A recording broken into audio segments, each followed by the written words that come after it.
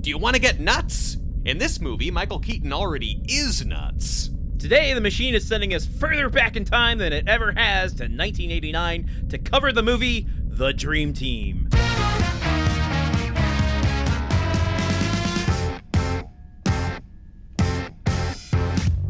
Dr. Jeff Weitzman really cares about the 4 patients in his therapy group at a New Jersey mental hospital. There's Jack, a former advertising copywriter who thinks he's Jesus. Albert, a man-child baseball fanatic who only speaks in quotes from TV sportscasters. Henry, an uptight taskmaster who's obsessed with rules. And Billy, a pathological liar with a rage problem. To help his patients reintegrate into society, Dr. Weitzman takes them on a day trip to a Yankee game. But on the way to the stadium, Weitzman winds up in the hospital after being beaten unconscious by a couple of mobbed-up corrupt cops. Now it's up to these 4 escaped mental patients to hit the mean streets of New York City and rescue their doctor before the dirty cops can come back to finish the job in The Dream Team. Welcome to Movie Memory Machine, the only podcast about forgotten movies whose recommendation is 50 milligrams of Thorazine before listening. Screw it, better make it 100. We're your hosts, Landen Solano and Truman Caps. Truman, it's good to see you. Landen, it's good to be seen. I recommend at least 50 milligrams of Thorazine before just about any activity, up to and including driving. Oh, wow. I don't drive, so that might be part of the reason why I can be so cavalier about Thorazine. This is the oldest movie we have covered. One that is 1 year into your life? Yeah, basically. A couple months into your life? What year did this, what month did this drop? This came out in April 1989. Yeah, so I was basically closing in on 6 months old, and as I recall, my parents got home and sent the babysitter away, and they seemed really sad and upset and just exhausted also. And I was like, Mom, Dad, what's going on? And they were like, Truman, we just saw The Dream Team. Never watch it. So, I'm engaging in an act of great rebellion here today on the podcast. Oh, holy cow. Okay. Yeah. So I'm assuming clearly you didn't see this in the theaters, or you don't have any object permanence to know if you did. Yes, I still don't have much object permanence. Now, you, though, would have been, what, like 6 or 7 years old when this came out? Yeah, almost 7. Did not see this in the theater, but it's not a movie you see the trailer and think, I gotta take my kid to that. Like, this does not look like a movie a child is going to love. Yeah. Also, well, I don't know. I have things to say about that, but I'm not going to. The thing about this movie, though, is this was a heavy cable rotation movie. I imagine. I saw this a lot. Well, let me stop there. This machine that we're in is not only about movie memories, but memories. All Alone in the Moonlight. ... So it feels like I saw this on TV a lot as a kid. I don't know that I went into this, but I did a lot of research on the Meteor Man episode to see when did this air. I want to pinpoint exactly when I saw this on TV over and over and over again. Yeah. And couldn't find any really reliable information. But what I did find indicated that it was like it played maybe 7 times over the course of a summer on a particular channel. I might have seen it only 2 or 3 times. Only in 2 parts. or 3. Yeah. So when I say that it feels like I saw this movie a lot as a kid on cable, I might have seen it once or twice, but the parts that I saw really stuck with me. And there's one involving Peter Boyle that, boy oh boy, has lived in my head forever. Boyle, oh Boyle. Well, I think that I might have some background on that, because I found that 40% of the financing for this movie was obtained from an exclusive pay-per-view and pay-for-television deal with Showtime and the Movie Channel. So that makes sense. If your parents had a cable package that included Showtime, that's one way you could have been exposed to it a lot. Or also, presumably after that deal, it might have gotten very quickly licensed out to basic cable. Yeah. I would say between me or my cousin, one of us had Showtime at one time or another. At the time, all of the movie packages often changed a lot. Like, oh, for the next 6 months, we're going to have HBO. Oh, for the next 6 months, we're going to have Showtime instead of HBO. Oh, for the next 6 months, we're not going to have any movie packages. They don't come with what comes with our, this is all before phone and, cable packaging came together in bundles. It's like, what's the most we can get for the least amount of money? And they had different specials running all the time. Yeah. Remember back in the day when monopolies didn't run literally everything and you had no options to pivot and move and change your bill? Yeah, I mean, I feel like capitalism was pretty shitty and out of control in the late 80s as well, but I do get your point. It feels more nostalgic for us when your struggles to find the home video content you wanted had more to do with like which cable package you had versus which streaming service you had. It was just different. You had to pick up a landline phone and call someone to get the cable package you wanted instead of having to put your credit card information into a form field on a website. If you wanted pay-per-view, there might have been some very early like click this button on your remote and find it, but like I remember for like early like Tyson Holyfield fight, like you had to call in to say I want access to this. Yeah, you had to call Evander Holyfield and ask him to please let you watch him punch someone. But speaking of nostalgia, I had another reflection while watching this today, which was that I had no memory of hating this movie. Okay. And I had to watch this movie twice, which I'll get into later in this episode. But what hit me was how much of my nostalgic movie watching at home had to do with seeing people kind of milling about New York streets. Yes. Just the concept of the streets of New York fills so much of my white suburban neighborhood childhood. And that's so weird to me.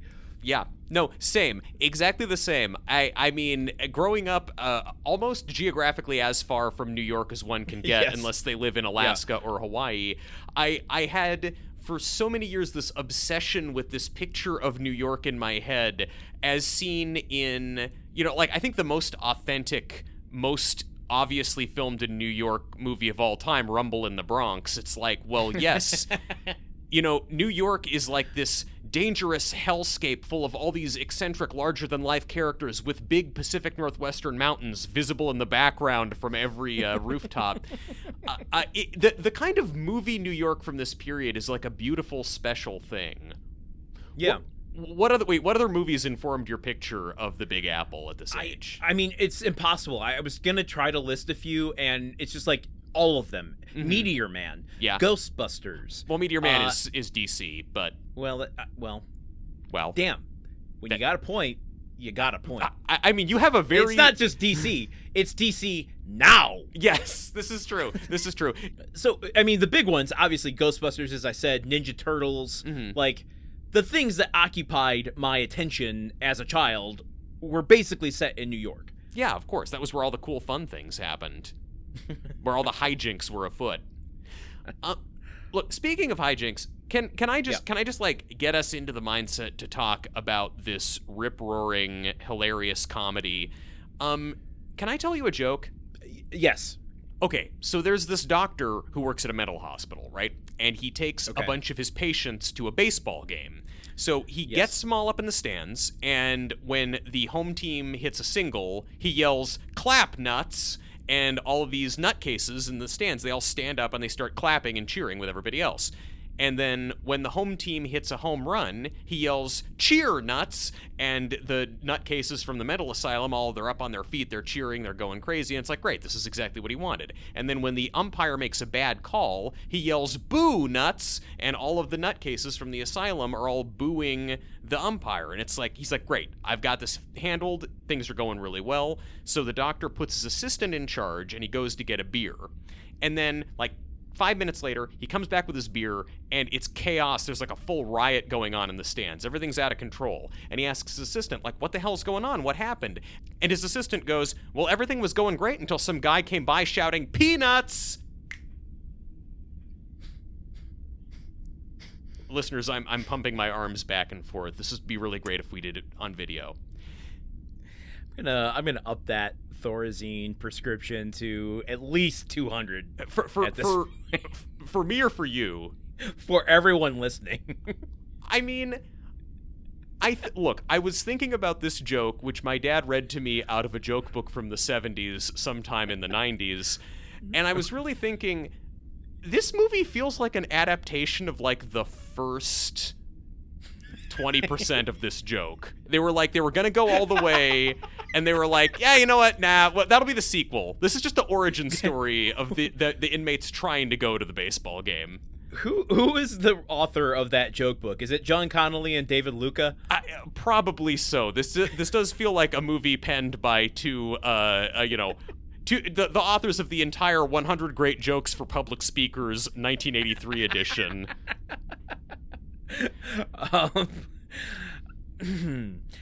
I don't know. That's not even a dad joke. I don't even know. That is a bathroom book joke. I think it's a pretty terrible funny joke. I think it's pretty funny though. I mean, it sets up a concept and it gets you into this, like, it's established the thing, and then you don't really think about where it's gonna go, but as soon as it gets there, it's like, oh god damn it, I could have seen this one coming. Maybe it's just because I had an uncle who had Showtime every once in a while that told jokes like that all the time, that whenever someone starts telling me a joke like that, my brain is immediately going, where's the wordplay, where's the wordplay, where's the wordplay, where's the wordplay? Did you know where it was going, Mr. Police? Did you figure it out? Did not, and that's what makes it frustrating about those jokes. For me, I'm like, I've heard so many of these fucking jokes, how can I still not figure out what they are? Yeah. Well, did you find the joke more satisfying as an experience, as a comic experience, than the movie The Dream Team? On par. Okay, well, this was much shorter, and I think my timing was better than the movies. Fair point. This movie is long, man. Yes. The longest hour and 53 minutes that I've experienced in a long time. And I want to come back to that, but let's talk a little bit about these nuts first. Yes. This movie is directed by Howard Zieff, who was known for kind of ensemble big star pieces, like ensemble pieces and big star pieces. So he did a movie that you may or may not be familiar with your well, if Mark Wahlberg's your best friend. Yeah. Obviously. I don't know exactly how we classify Ryan O'Neal. Oh. Yeah, because they're both similarly upstanding members of the community. I'm gonna say it. I think Ryan O'Neal might actually be a worse person than Mark Wahlberg. There's a lot of competition. I guess Ryan O'Neal didn't permanently blind anyone, but anyway, go on. Anyway, he did a movie with him and Barbara Streisand called The Main Event. He directed Private Benjamin. So, like, his MO was directing stars in kind of big comedic roles. He directed a movie called Hearts of the West, which has Jeff Bridges and also Andy Griffith playing, like, a bad guy who... There's a scene of him at, like, a bachelor party where he's telling dirty jokes and watching a topless woman dancing, and it's just very interesting to see Andy Griffith doing that after growing up on his TV show where he did not do that stuff. We literally watched Andy Griffith get executed in Murder in Coweta County. We watch him say the N-word like 3 times in the first 5 minutes of Murder in Coweta County. So I've seen him do a lot of strange stuff. This is written by John Connolly and David Luca. Luca would go on to write Dreamhouse, most notably where Rachel Weisz and Daniel Craig met. Wait, that can't be right. Is that right? They met on Dreamhouse? If they didn't meet on Dreamhouse, they at least did Dreamhouse together. I mean, reportedly, Daniel Craig and Rachel Weisz disliked the final cut of the film, so that's one piece of trivia that we know about that.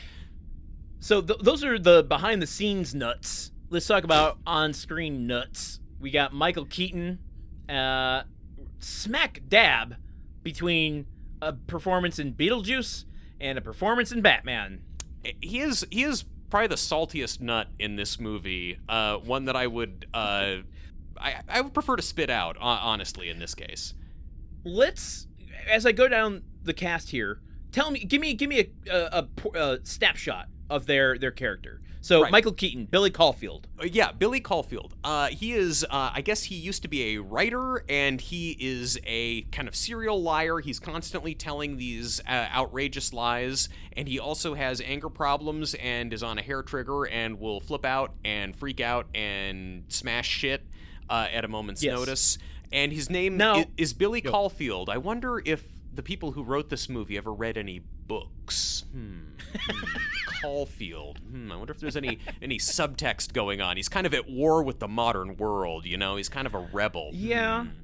Yeah, and I guess there is a sort of, it's not overt, but there is a sort of like anti-phony vibe to him. Yeah. Let's talk just very briefly and generally about this character before we get into all of them. I don't fully understand what's up with Michael Keaton here. Yeah. Because we haven't said it yet. Let's say it now, because we're going to go into the mental health issue part of this, which is all of their neuroses, their mental ailments, their mental conditions, whatever you want to attribute to it, are essentially played for laughs. Oh, sure. Yeah. It's not great. It to me, this is just my personal opinion, veers just barely on the safe side of problematic, mostly because what they're attempting to be funny just isn't funny. Like, it doesn't even approach the level of cringe because they don't go anywhere with it. Yeah. I don't know. I'm open to the idea of a movie that can be about mental illness and be funny also. And the thing is, this movie is not really effectively about mental illness, and it's definitely not funny, but it's not, I don't think it's really crossing any lines. It's also just like, it's more just crossing the line of like, the line that says movies should be interesting and have stuff happen in them. So the whole idea that these nuts are on the loose plays a lot on that comedy trope that was so popular in the 70s and before, not in the late 80s, but it requires a level of like the social veil to be in front of the eyes of the characters in order for the comedy to come out. Michael Keaton seems like he has way too much self-awareness for any of this to be believable. Michael Keaton feels so much like Jack Nicholson in One Flew Over the Cuckoo's Nest, where he is a person who is more or less checked himself in here for one reason or another, and is pretty much able to function in normal society, and is just around all these other people. Like, as the movie goes on, it's like, oh, okay, you have actually a very real anger problem. You should probably be in some kind of institution, actually. But it doesn't really, I don't know. It just seems like he got put in a mental institution for being too much of a cool guy who doesn't play by the rules.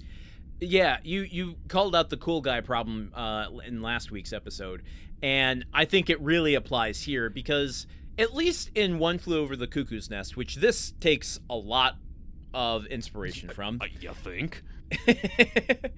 The Murph character, the Jack Nicholson character, like, over the course of that film, I really start to question, like, yes, I think he brought himself in there, but there does seem to be something that surfaces by the end of that makes me go, oh, okay, there is something very off about you. Sure. At no point do I get that with Michael Keaton. It just feels like an act the whole way through. Well, yes, and I think that's emblematic of how none of the central characters in this movie grow or progress or really develop beyond a very simple premise throughout the film. I think that the score would have us believe otherwise, Truman. Did that not try to pull out every emotion that you had? Truman, it used a piano. It did use a piano. I dabbed a tear away from my eye, but it's not all somber, because sometimes it switches to kind of a generic B-flat blues riff with a rock guitar playing while a car drives around, and then you're like, no, we're having fun watching 7,000 shots of this car driving around. Yeah, okay. I have so much to fucking say about that. Next up is Christopher Lloyd. He is playing Henry, and give me a little snapshot of his character.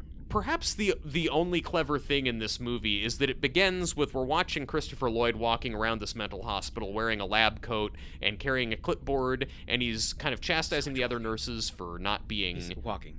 So much walking. He's walking. It's very... Well, it's kind of prancing, though. It's like a half walk, half... It's a waddle. It's a good bit of character work. It's a waddle. You nailed it. He's got this, like...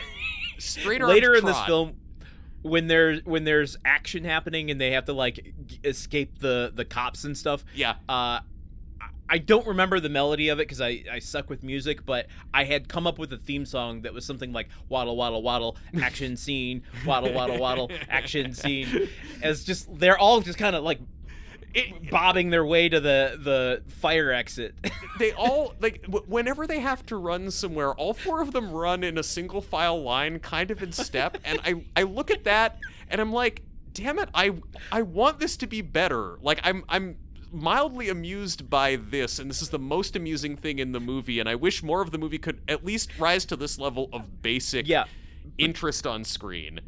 The funny thing about that is that I don't think the director intended for that to be a joke. I think that's something the cast was bringing. Nothing about how it's shot indicates that how they move is a joke.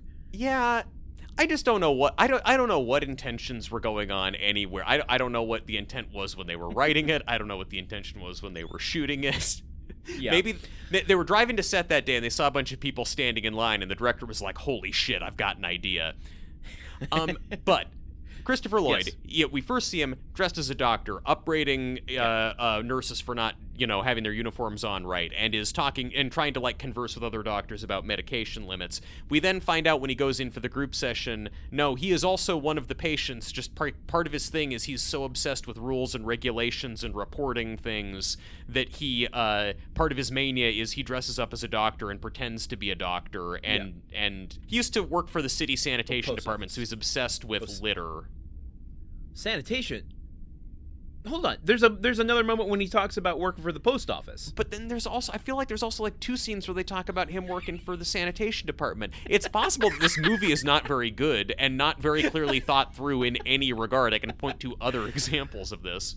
I wanna use Christopher Lloyd here to talk about this opening that you're referring to, because they use this gag of Christopher Lloyd's demeanor as Christopher Lloyd, being very doctorly. This is coming off of Clue, and he's playing literally Doc Brown in Back to the Future 2 the same year. Yeah. And he's going around to all of the patients, Michael Keaton, Stephen Furst, who we'll get to in a second, and Peter Boyle, telling them it's time for group therapy. It's time for group therapy! You think he's their doctor saying, let's go. And okay, when did you realize that the pacing of this movie was going to be this throughout? It wasn't during the group therapy session. I think it was around the time that Dr. Weitzman goes to Michael Keaton and tells him, we're going to go to a Yankee game, because they've been in group therapy. The Grapes of Wrath scene? Michael Keaton has, like, blown up during group therapy, picked up a chair and thrown it through a window, and then Weitzman calms him down. Later then, he has gotten clearance to take them to the Yankee game. He goes to Keaton, he tells him, we're going to go to Yankee Stadium. We're going to have a really great time. Those hot dogs are delicious. Oh, and they got 65,000 chairs in that stadium, but all of them are nailed down. Slowly smiles. Reaction shot of Michael Keaton rolling his eyes. Back to Weitzman, slowly pulling the door shut. And then we hold on the door for a second or two. Just got to make sure that shit's good and closed. So that's when I knew that I was in for stormy weather pacing wise. When did you see the first red flags about this movie's languid pace? Immediately. Yeah. This opening sequence with Christopher Lloyd going to get all of the actors that we'll see throughout the rest of this film, there's no, like, and I thought long and hard about this. Mm-hmm. There's no this isn't a modern thing. This, good movies of the time did this. There is no energy to these opening scenes. No. There's no music behind it. He's walking down hall, and then he opens the door, he sees Michael Keaton, they converse for a second, then it stays with Michael Keaton for like another 2 minutes, goes back to Christopher Lloyd, he goes to Peter Boyle, another 2 minutes of introducing his character, they go to Stephen Furst, another 2 minutes of introducing his character, they go to group therapy finally. We're at fucking 15 minutes, and we're still in the group therapy scene, which should be like minute 3 of the movie. You have invested so much time in this movie before you find out even what the movie is really supposed to be about or what the main action of the movie will be. Look, the opening credits, it is just white titles against a black background for seemingly like 2 minutes with no music at all. It's like we're about to start a Lars von Trier film or something. There is diegetic music of a man playing a accordion and singing a song from what I think was reused in Punch Drunk Love, Dream a Little Dream. Oh yes, yeah. That was actually part of a really exciting character arc for me, because I see this guy, this old Italian man who's playing an accordion and singing this song, and I think, oh my god, is that the guy who plays Bobo the waiter in Moonstruck and the guy who's the blue letter guy in the Hudsucker Proxy? Turns out it's not that actor, but then that actor unexpectedly shows up playing a doorman way later in the movie, so I was like, I got hungry for it, and then I thought that I'd missed him, and then he was there after all. And do I remember that actor's name? No, I'm gonna try and look for it while Landen says something. Well, I just want to finish my thoughts about the pacing and the beginning of this movie before we move on to Peter Boyle, which is, like, even at the time, this isn't just an indication of older movies. Yeah. There's no music, there's no, like, energy, there's no fast cutting, there's no economy at all to the storytelling here. You think of, like, you know, something like even Beverly Hills Cop, and you've got the cool theme, you've got just, like, they are shots of him going down, you know, the Detroit streets and stuff, but you got, you know, there's something going on. This is just silence watching Christopher Lloyd walk down a hallway, and then these long introductions of these characters hinge usually on one little joke. Yeah. For Peter Boyle, it's Peter's Boyles, and for Stephen Furst, it's this cupcake, and they're like such weak-ass jokes that we have to wait 2.5 minutes for, with no energy at all. Like, this is the beginning of your film. Yeah. And you are wasting so much time. Yes. They spend so much time teeing up every single, like, joke and punchline and telegraphing it from a mile away, and then it is the weakest sauce in the world, and then you are given a long time to marinate in that weak joke before we go to the next scene. I found myself, like, I like the comparison to Beverly Hills Cop. Did this put you in mind at all?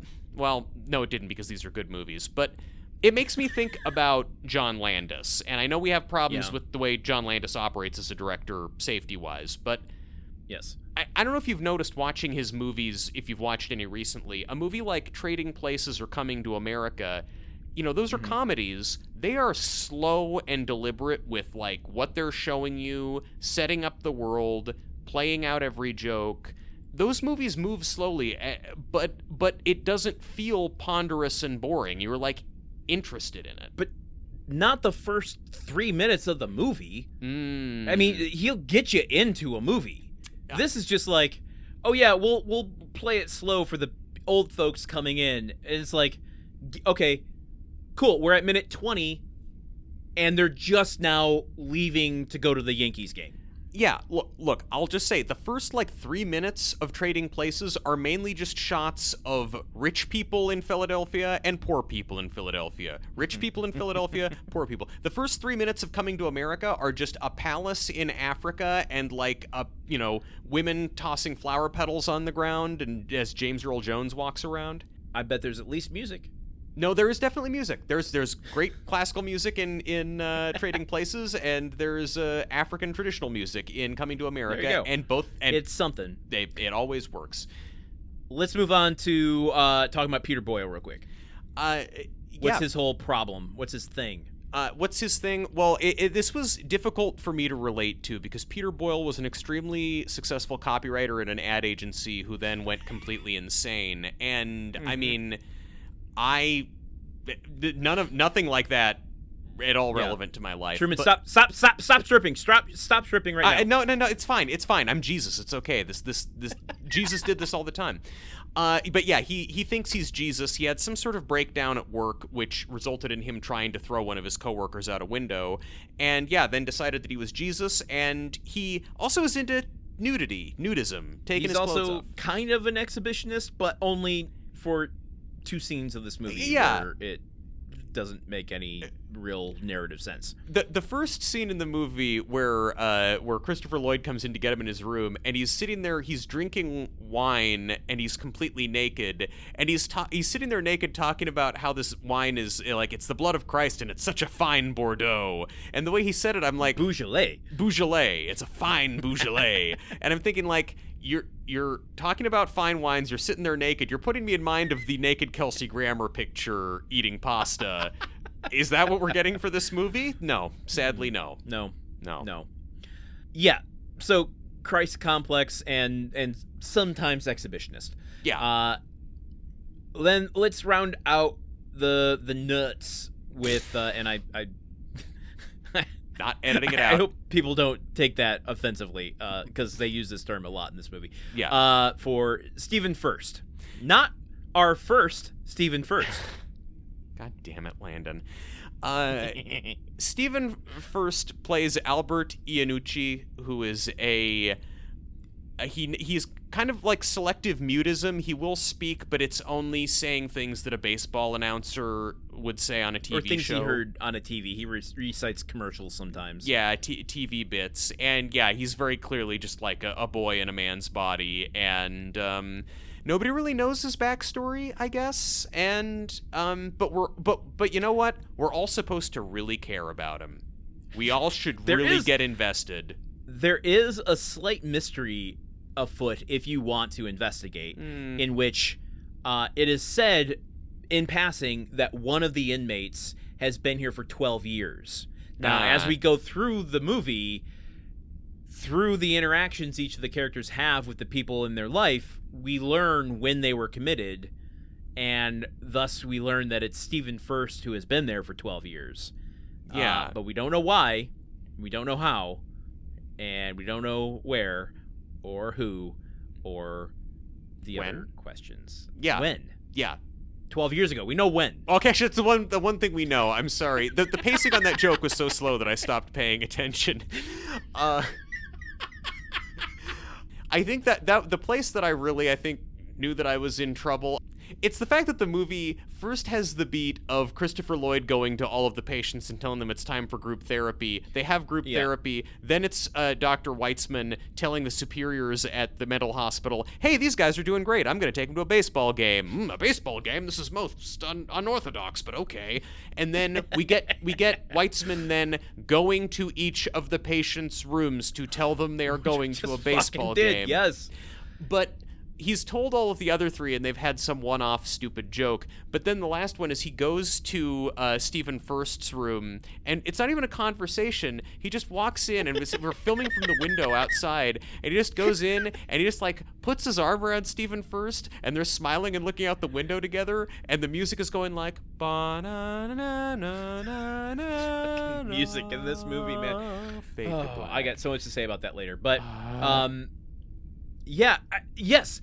Okay, that rounds out our introduction to all these characters, and I just want to wrap up my thoughts on the initial pacing of this by saying the credo of screenwriting is like, get in as soon as you can, or get in as far into the story as you can and get out as soon as you can. Yeah. And this movie was like, you know what? Fuck that nonsense. I'm going to start the scene with them at the end of the hall and watch them walk all the way to the door and then knock on the door and have someone say, who is it? And then say, it's me. And then say, okay, well, enter. And then have a scene and then say, okay, well, I'm leaving now. And then they say, okay, goodbye. And then they leave. And then we watch the door shut all the way. And then we watch that person then continue walking onto the next person's room.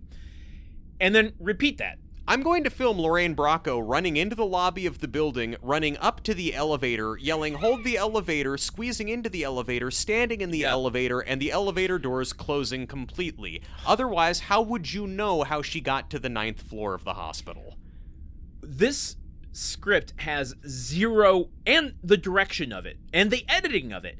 All of these things have zero economy. Mm-hmm. Like, I used last week in Tag to juxtapose the editing of that to the Surviving Christmas. Sure. Surviving Christmas feels like it was just a chaotic mess and maybe they didn't have any other choice. Yeah. There is no fucking excuse here when you have an hour and 53-minute movie that has no energy, no pacing, that you cannot improve the jokes of this by editing it down. Why are we starting the script with, I'm going to check to see if I can get tickets for us. Can I get tickets for us? Guess what? I got tickets for us.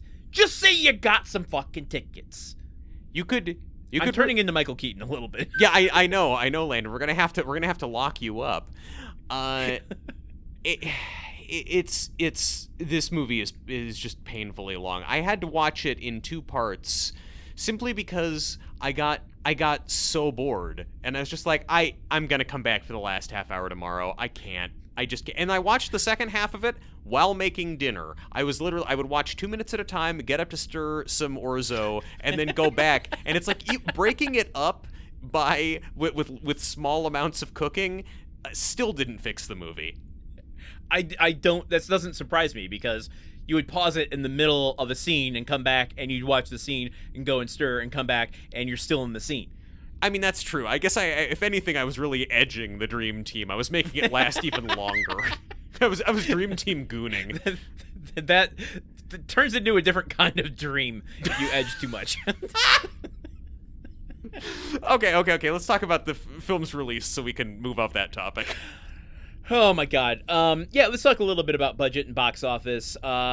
This was released April 7th, 1989 by Universal Pictures in their first deal with Imagine Entertainment. This movie was produced independently and distributed by the studio. So the other movie, I believe, fact check me on this, everyone, was The Burbs. Oh, it was. I'm not putting this at the feet of the production company necessarily. These 2 movies being put in production at the same time is just the definition of a swing and a miss. Oh, man. Swing and a miss. Yeah. The only line reading by Stephen Furst in this movie that got me to laugh, when he reaches for a fry and the guy slaps his hand away and he goes, swing and a miss. I applaud you for being able to derive joy from anything Stephen Furst said. I really... I didn't. You Almost laughed? Nothing in this movie at all, but that one line got me for some reason.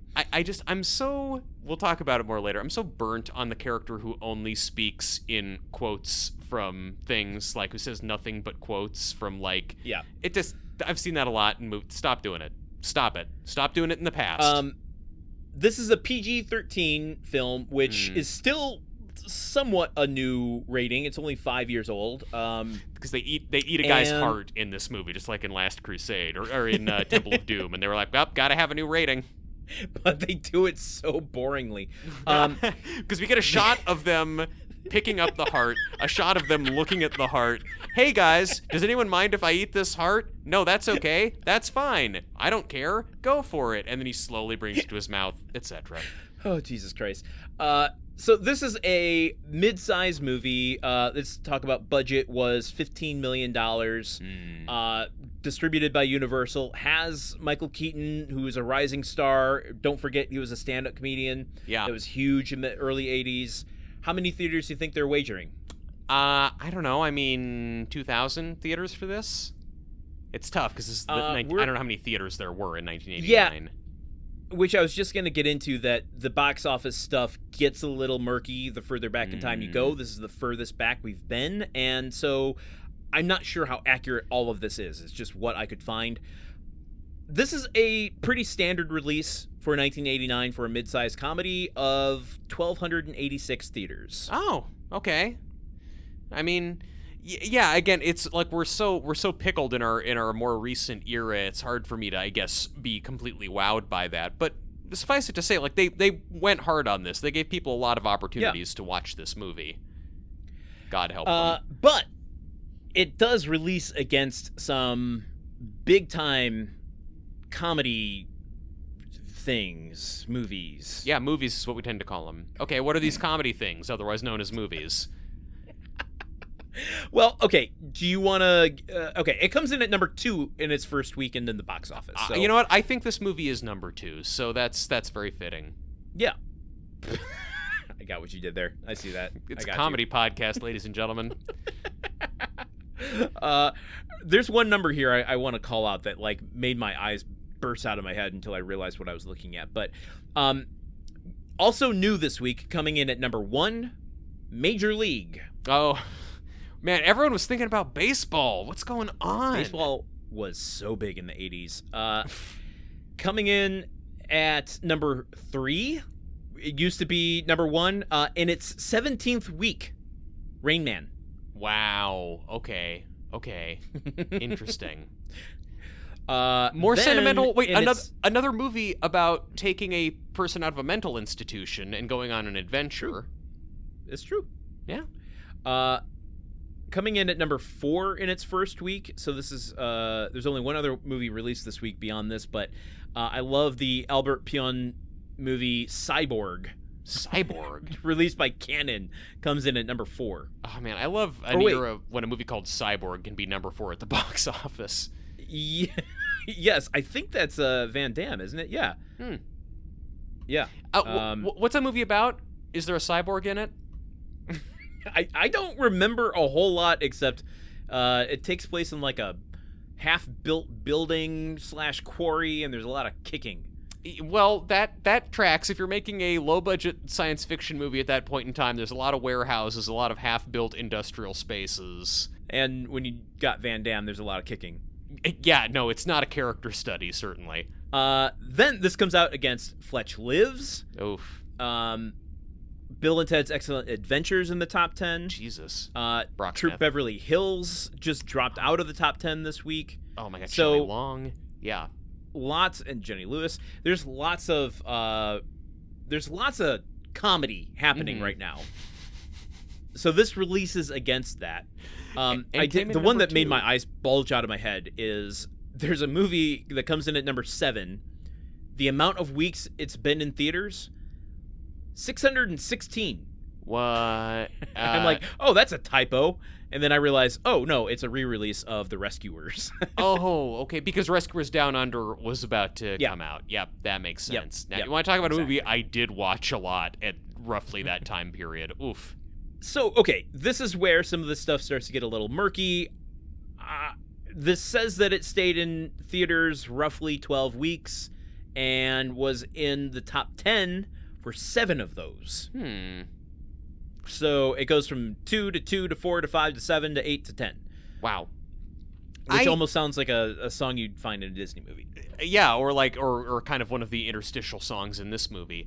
I don't like... that's interesting that people... Unless our data is wrong, which it frequently is on this show, but like... The idea that people had so many other funny movies they could see, and in that environment there were still sufficient numbers of people going to see The Dream Team. Yeah.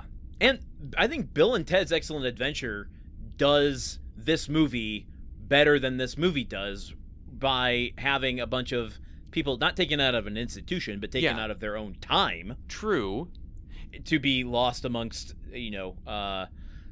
the Palisades of California. Yeah, it's about having to lead a bunch of kind of oblivious fishes out of water to accomplish a goal. Yeah, no, well, lots of movies do the thing this movie is trying to do much better than this movie, which we can get into. True. All right, let's just round this out real quick. Domestically, this makes $28.8 million. There isn't a lot of information about an international release. I think some of the stuff I saw said that because of the institution and the mental illness stuff, they're are a lot of limitations on what you can show in other markets. Really? So this didn't, or like interest maybe. So it didn't play. It wasn't sold to a lot of international markets except for one. I'm sure more than one, but one specifically. This played in Germany in a big way. Really? Guys, Germans, what are we doing? Folks, what is with you people? It's this and Home Improvement. David Hasselhoff. Yeah, that's the big one. That's the big one. I mean, look, maybe we were wrong to write off David Hasselhoff's music career so soon. I don't know. But even so, the international take on this is negligible, and so it usually rounds out to about a $30 million take. That's interesting to hear that it fared poorly overseas because of the subject matter, because I don't know if you're aware that this movie had not one but two Bollywood remakes. Yes. So the premise of escaped mental patients trying to rescue their doctor has so much juice in South Asia, and I don't really know why. It has nothing to do with this movie. I first recognized the industry of Indian Bollywood remakes when Sideways came out. And I'm like, Sideways has a Bollywood remake? How do you fit a dance number into that movie? I mean, Reservoir Dogs has a Bollywood remake with a dance number in it where even the guy who's been shot and is bleeding to death for the whole movie is up there dancing with everybody. Yeah. I've seen it. It's pretty cool. So, like, that does not surprise me. I can see them remaking literally anything if you can remake Sideways. Look, if you want to, if you're curious about the Dream Team and you want to see what is unquestionably a better version of the Dream Team, you can watch one of the Bollywood remakes, which is titled Crazy 4, on YouTube. It's up on there.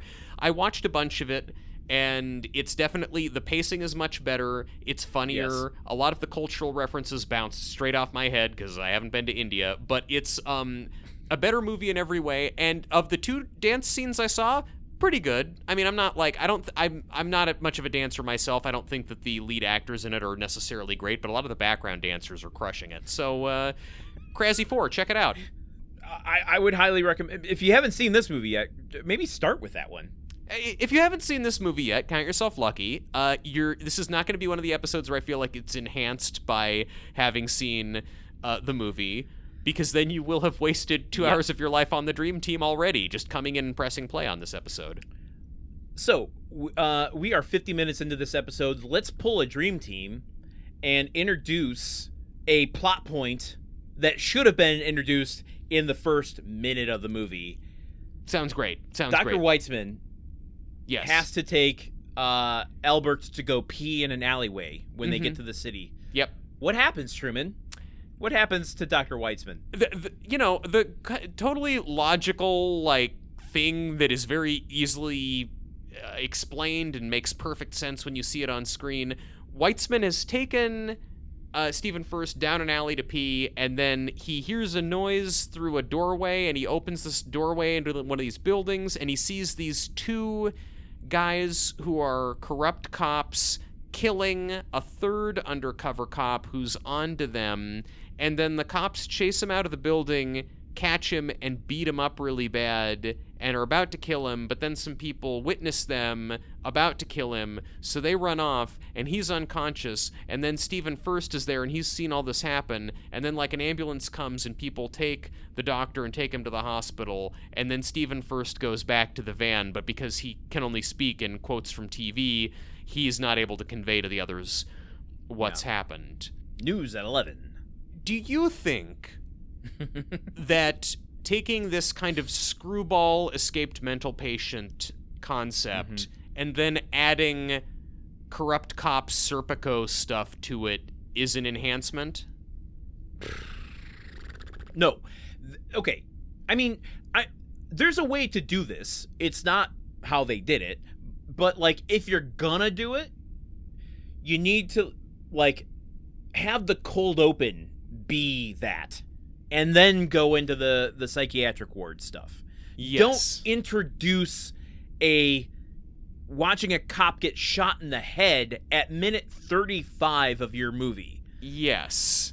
After we've had all of the characters in the car singing Hit the Road Jack by Ray Charles together for like 3 minutes, and then we go to a cop getting murdered.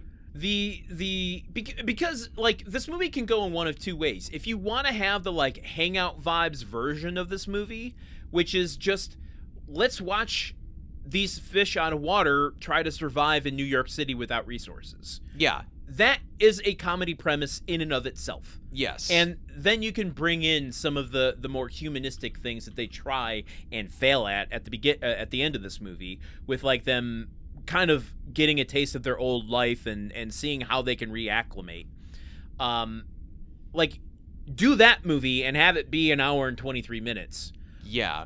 Or, if you want to go this route, you got to lose a little bit of that humanity part and just rely on the premise of 4 guys, because of their circumstance, i.e. escaped, well, mental patients on the loose. Yeah. Aren't going to be believed. Yeah. And then hit that premise hard. Yeah. This goes in both of those directions and doesn't hit either of them hard.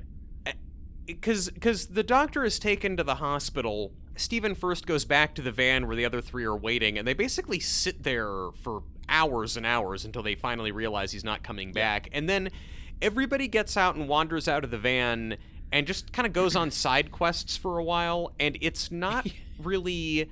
It takes until like an hour or more into the movie before before Michael Keaton is finally saying, like, he's pieced it all together, and he's like, oh, these dirty cops beat up the doctor. He's at the hospital. We have to get $165 because the van has been towed, so we have to get the van out of the impound lot and then go to the hospital and get him out of the hospital before the dirty cops can come back and kill him so he doesn't testify against them. And it's just... It's way too much. It is way too complicated, and it doesn't make any sense. Why you're the only ones who can go to the hospital and get him? You can't tell anyone else to do it? You can't call the hospital? You can't call the mental hospital? Because they... Oh, Truman. Okay, hey, let's do our breathing exercises, Landen. Don't put the chair down. Landen, please put the chair down. Truman! No! He's getting nuts. Okay. Because there are plot points dropped in this that are not given any visibility. No. So, very early... I didn't get this to my second watch. And I had to watch this twice because the first time I watched it, I had to do in parts because my thermostat died when it was going down to 2 degrees. It was a whole thing. I'm not going to go into it. But imagine how much more exciting freezing to death in your own home would be than watching the Dream Team. Crazy on the outside killed my TV. I'm not about to let fucking Dream Team kill me. Anyway, on second watch of this, there's this discussion that happens, and I think it's just because of the languid pacing of this that it's just like, what fucking doctor talk? I don't give a shit. What the fuck is...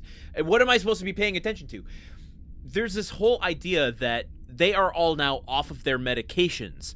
They are all in a place where they are about to re-enter society, re-enter their old lives. But the moment is not given any emphasis. Yeah. So when there are these moments when Michael Keaton does resist calling the mental institution, the psychiatric ward, because he's like, they'll have us back hopped up on pills by the end of the day, like before the end of the call. Like, it just feels like a one-off joke that he's doing in the moment, but really it's going to be a relapse. They're going to be putting them back in the institution for years and years and years if they do this. Okay, counterpoint. Good. None of these guys are okay. They have more work. They're not done in the oven. I'm sorry. I definitely don't want Michael Keaton just out on the streets able to buy a gun. This man who flips out and flies into a violent rage at a moment's notice. One of the guys takes his clothes off all the time and genuinely believes that he's Jesus. No, that man needs help. The guy the selectively mute guy, the guy who's impersonating a doctor, like, none of them are okay. Dr. Weitzman has been doing a shit job. A baseball game won't fix them. Oh, actually, listen, I want to just tangent real quick because, okay, the way this information's unfolded is like they have group therapy. Then, as they're exiting group therapy, Dr. Weitzman says, "Oh, hey, by the way, you know that field trip? I'm asking to see if we can get some Yankee tickets. I'll let you know." This field trip was planned before the Yankee game. Yeah. What else were they gonna do on this field trip if not the Yankee game? I mean, what's the plan here? Yeah. Dr. Weitzman, let me see your agenda. Yeah. Like, they say at one point also that, we can't call the hospital and tell them that Weitzman is missing because then he'll get in trouble. But seems like he's in trouble. Yeah, exactly. You don't know where he is. It's been like 24 hours. He could be missing or dead. This premise just, it flat out doesn't make sense. It doesn't make sense why the mental hospital, like, why the hospital that they've taken Weitzman to hasn't, like, looked at his ID and called the mental hospital and notified his family. Also, on a stakes level, it doesn't make sense because, early on, like, the four guys, they wind up going to the hospital. They get there right as the corrupt cops are about to kill Weitzman. They, like, fight off the corrupt cops, but then they don't, like, hold on to them. Like, Michael Keaton literally grabs one of the cops and, like, throws him towards the door. They disappear. And they just run away. They stop Philip Bosco from smothering Dr. Weitzman with a pillow. Yeah. And, like, it just kind of gently pushes him out of the way. Poof! Just disappears out of the movie. It's not like they're scrambling to get away. They're not. It's just like they're no longer in any shots. What happened to them? Like Michael Keaton's character, who supposedly has this debilitating rage problem, sees a guy trying to kill his beloved doctor, throws him away towards the door, and goes right to work, like, with the other three guys going, "Oh, Dr. Weitzman, are you okay? Dr. Weitzman." He doesn't chase the guy down and try to kick his ass, which doesn't make sense with his character. But then the rest of the movie, which is still like an hour of movie after that, they get chased out of the hospital, and the rest of the movie is them going, "We have to get back to the hospital and get Dr. Weitzman before those cops kill him." At the hospital. And then fix it when you're there. And then we keep going to the cops and little scenes with them at the police station going like, "Oh man, we got to get back to that hospital and kill Dr. Weitzman." And it's like, do it when you're at the hospital. Why aren't you doing it right now? What other shit do you have going on?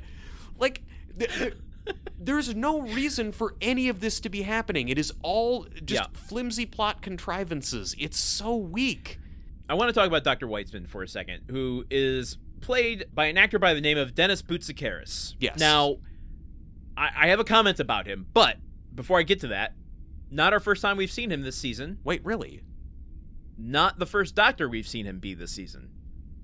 What? I don't know, man. It's something about these movies we watch. I forget them so quickly. What else was he in? He was treating someone who spent some time in a psychiatric ward, who was coming out of a coma after an unfortunate attempt on her own life. Oh, no. Oh, god damn it. In Dreams? A literal dream team. What is it with... Oh my god. Wow, what is it with this guy in movies about dreams? Do you think when he's in a coma in this movie, he's just dreaming about apples the whole time? Just creepy apple imagery? Yes. Okay. But here's the observation I made about him. I remember in Dreams thinking, oh, that's an unconventional performance for such a throwaway role. Mm-hmm. And then seeing him in here, I'm like, I kind of like this guy. There's something about him that just, like... And then I was able to pinpoint it. He has the inverse vibe of Hart Bochner. Hart Bochner being Mr. Bubby himself from Die Hard. Right, of course. Yes.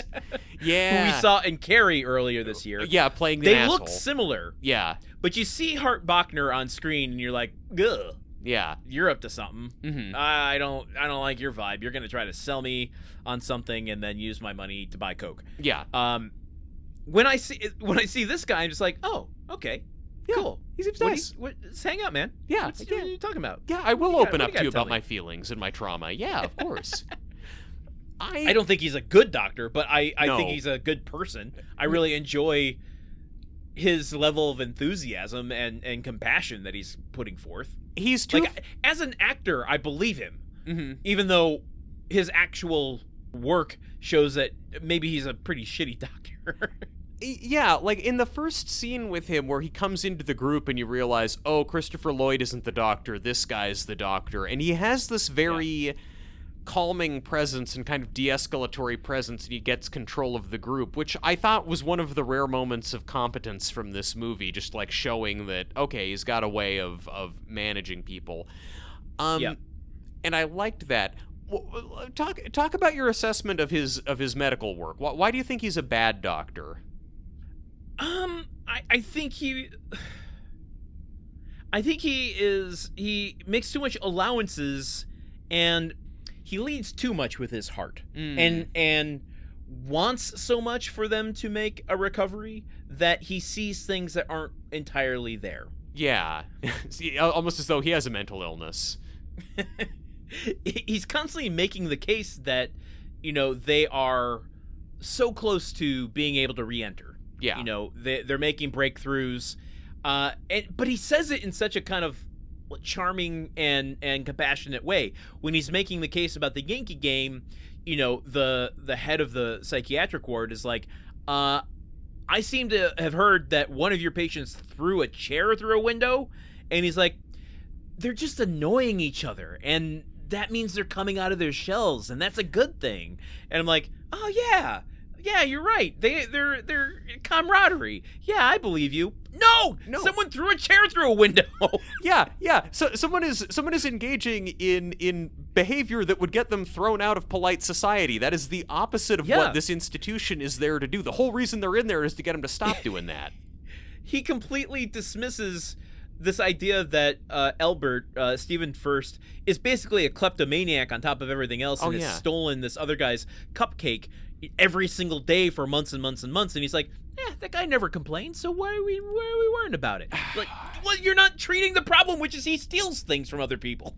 You're not teaching these guys any life skills to manage their problems. You're basically celebrating the fact that they have fully receded into their delusions. Like, and this is part of what makes the movie so difficult also, is every scene with these four guys together. Like, it should be the vision that Dr. Weitzman is selling at the beginning is kind of the pitch for the movie. Like, oh, they're getting on each other's nerves, but they've got camaraderie and they're in it together and they're like building off of each other. Like, yes, it should be that this team, if you will, kind of comes together and coalesces and they all kind of build something together.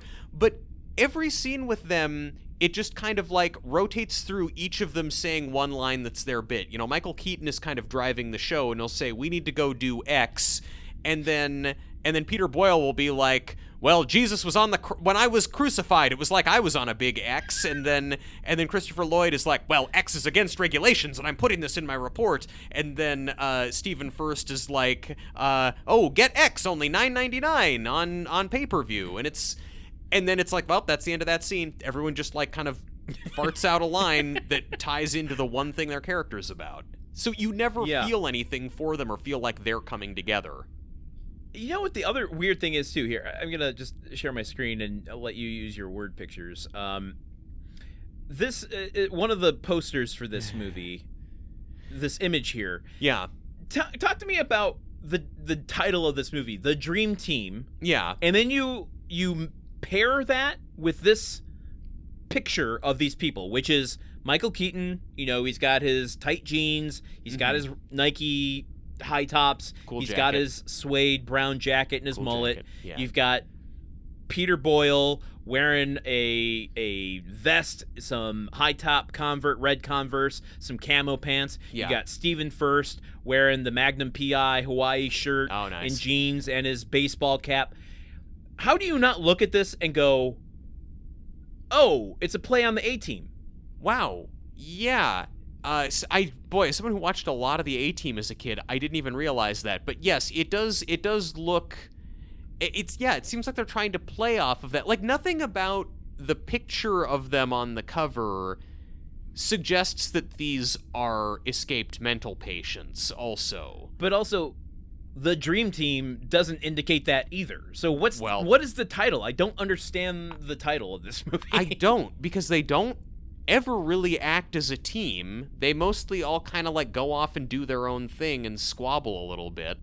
Yeah, no, it's not a descriptive title, and it's not a descriptive poster. You could very easily walk into this thinking it's a movie about four mismatched dudes who are going to rob a jewelry store or something. Like Michael Keaton on the cover of this movie with the other four guys, like all of them except Christopher Lloyd are smiling, and Christopher Lloyd is just making a Christopher Lloyd face, just an uptight Dorcas Malorcas. But Michael Keaton is standing there grinning with this kind of like cool, relaxed posture, and Peter Boyle has got a big grin on his face, and Stephen Furst has got kind of a like mischievous pose, like he's gonna go grab a cupcake. The poses they are in on the poster of this movie are more entertaining than anything that happens in the actual movie. I want to talk a little bit about their individual vignettes. Sure. Because it's certainly not well integrated into a cohesive story here. Do you mean they're like backstories, or the numerous scenes where one of them will wander into a situation, do something mildly eccentric, and then get thrown out of the situation? You have a premise of 4 escaped lunatics in New York, mm-hmm. and they all go their different ways. Yeah. One of the layups for the desert of Act 2 of your screenplay is let's see what kind of shenanigans each of these get into. Fun both and games. In pairs and individually. Yeah. So let's talk about the first time after the van gets towed away, and they're all like, well, fuck you, well, fuck you, well, fuck you, and they all go off in their different directions. What do they each get into? Is it funny? No, it's not. Answer the question.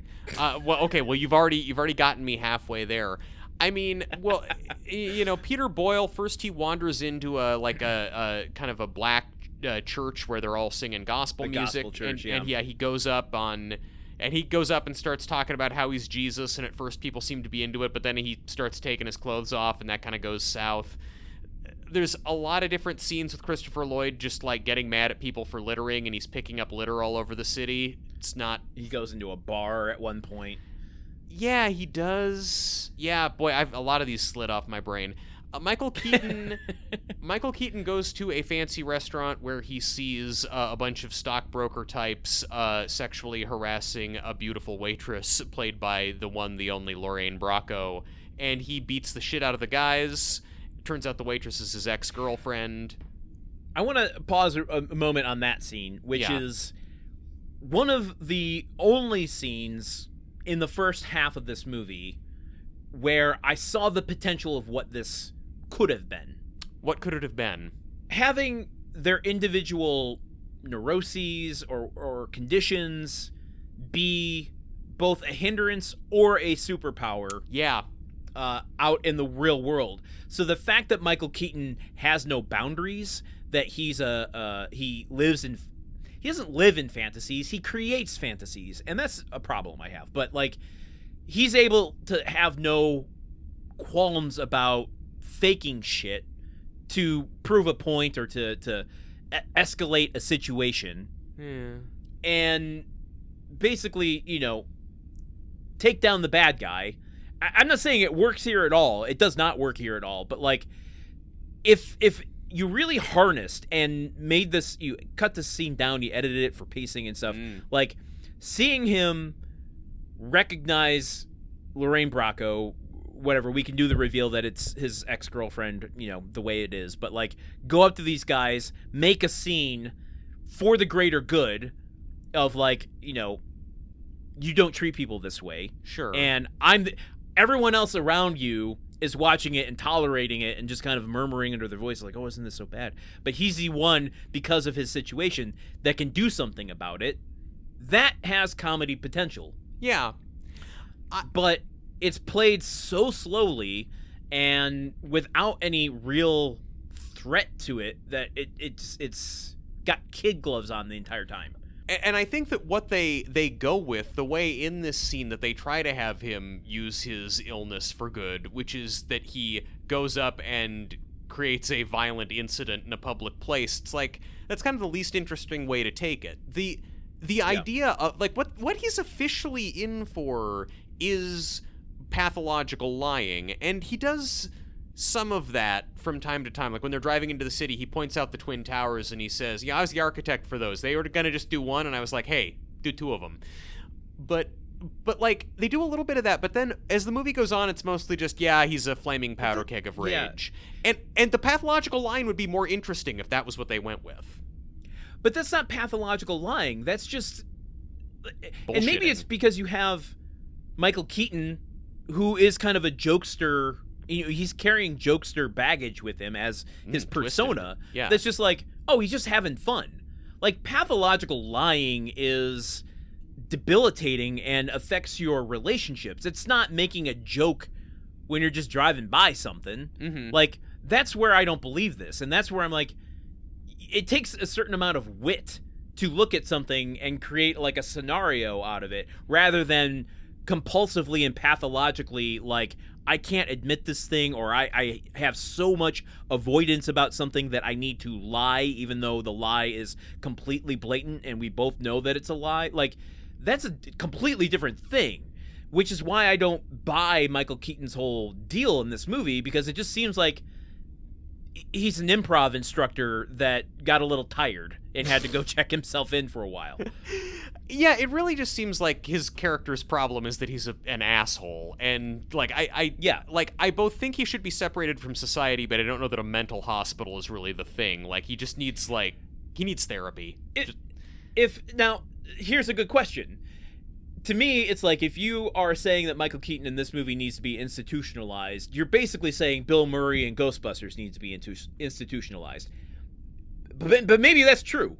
I mean, I know one EPA administrator who certainly would agree with you on that, and I heard he has no penis. The premise of this movie is, again, these guys are so nuts they have to be locked up. Now, due to circumstance, they're out there on the streets of New York City. Look out, New York! Here comes some crazy shit happening. But honestly, at no point with any of these guys out in the world do I ever feel like they and their shit are more crazy than just 80s New York, which is one of the craziest places in human history. Like, nothing that they're doing is that much weirder than what you would see on a New York street corner even today. So, a guy freaking out in a restaurant and, like, punching a guy, you get that. That'll happen. It's better if he's in there and he is such a flagrant liar that he is able to, like, convince them that he's an international assassin or something, and they get scared and leave. Well, and he tries that later on in a couple different scenarios, but again, it's just, the thing is, the cool guy factor that you had mentioned earlier. It's like, this Michael Keaton in this movie is no different than any leading man in the 80s movies. Yeah. And therefore, I don't see what fucking makes him any different than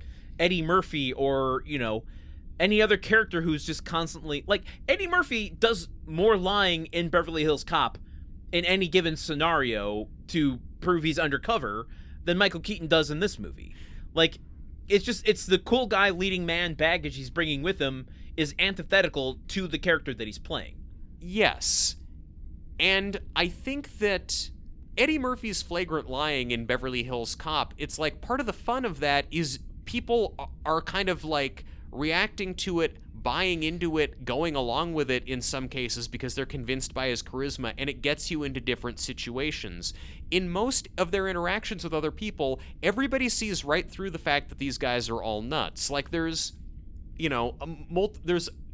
a scene later in the movie where the other three guys have been arrested, and Christopher Lloyd goes back to his family home. And this is, Why? I don't know. It's side quests. He's leveling up before he fights the end boss. He needs the XP. He's grinding, Landen. Literally, they are running from the cops. Stephen Furst and Michael Keaton get arrested by the cops. What does Peter Boyle and Christopher Lloyd do? separate quests. from each other and go to work and go to their house. Not, oh shit, my friends just got arrested by the people who want them dead. I better go solve that. This is what comes back to the whole team thing falling apart. They have been at the fancy apartment owned by Lorraine Bracco's new rich douchebag boyfriend. He's called the police on them because he's learned that they're escaped mental patients. They do their running in a single file line thing out of the building. Waddle. Action. Waddle. And they have a brief encounter with a doorman holding a gun, played by the actor who played Bobo, the waiter in Moonstruck, and the Blue Letter guy in the Hudsucker Proxy, whose name I still cannot find online. But then they get outside, cops show up, and they arrest they arrest Stephen Furst. They arrest Michael Keaton when he goes to help Stephen Furst, and then we get this reaction shot of Peter Boyle and Christopher Lloyd just standing there slack-jawed, watching the cops arrest their friends. They don't step in to help or do anything. They just wander off. So it's like over an hour into the movie, like an hour and 20. Like it's like there's no camaraderie between them. These guys feel nothing for each other, but we have to be invested still. Yeah. But Christopher Lloyd goes after this to his wife's house. He's got a wife and daughter who he hasn't been in contact with since he's been institutionalized, and has this heartfelt scene with them, I guess. Well, he has a scene with them, I guess, that the soundtrack is telling me is heartfelt. There is, so, like, this movie, I'm not going to put this movie at the feet of the actors in this movie. And I'm going to talk about the director, the producer particularly, in a minute. But one of the indications of, like, why this is so poorly directed, beyond just composition and, mise en scène and all that other, everything that's going on. Big words. Is that there's no cohesiveness with directing the actors. Yeah. And it feels like the actors are bringing anything that is on screen is their responsibility and what they're bringing to it. There's this moment in the scene with Christopher Lloyd that if the director was keyed in, would have been a really kind of like heart-wrenching sort of moment. Yeah. Where his daughter comes over at one point and is showing him these drawings and saying, the teacher gives us a gold star if we get the colors right. So a parrot is green and a cockatiel is yellow.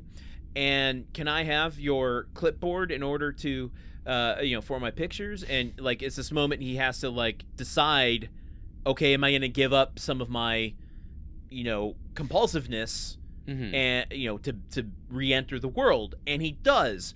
And to say thank you, the girl reaches out to give him a hug, and he like starts to put his arm out like, oh, I'm going to make, and then he decides can't quite go there yet, and then shakes her hand. It's so fleeting. Yeah. Like, it's not shot in a way that it is making it a moment, but it's something that Christopher Lloyd is putting on screen. Yeah.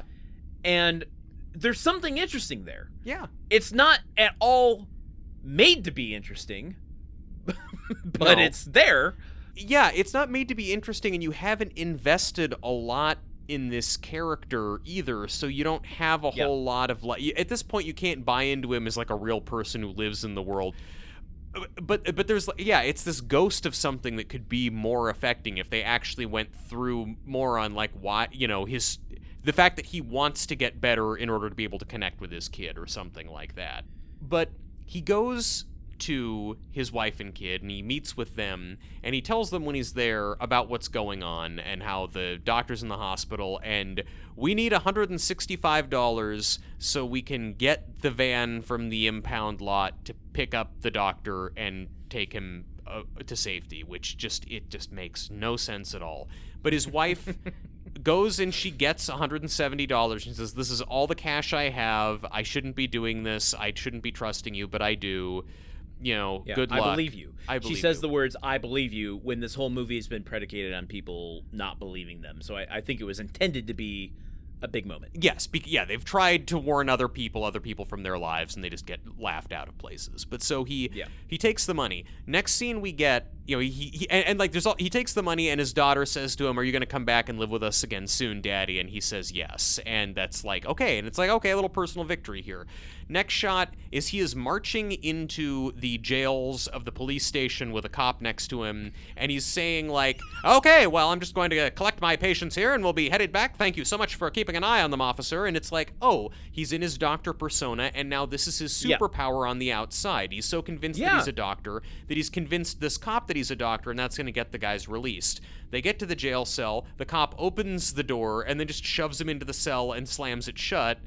So the cop, nobody believed him. He has no superpower. Literally, he's a the loser. last 5 minutes of the movie were irrelevant. And he asked his wife for all the money that she had. His wife gave him that money. Now he's been arrested.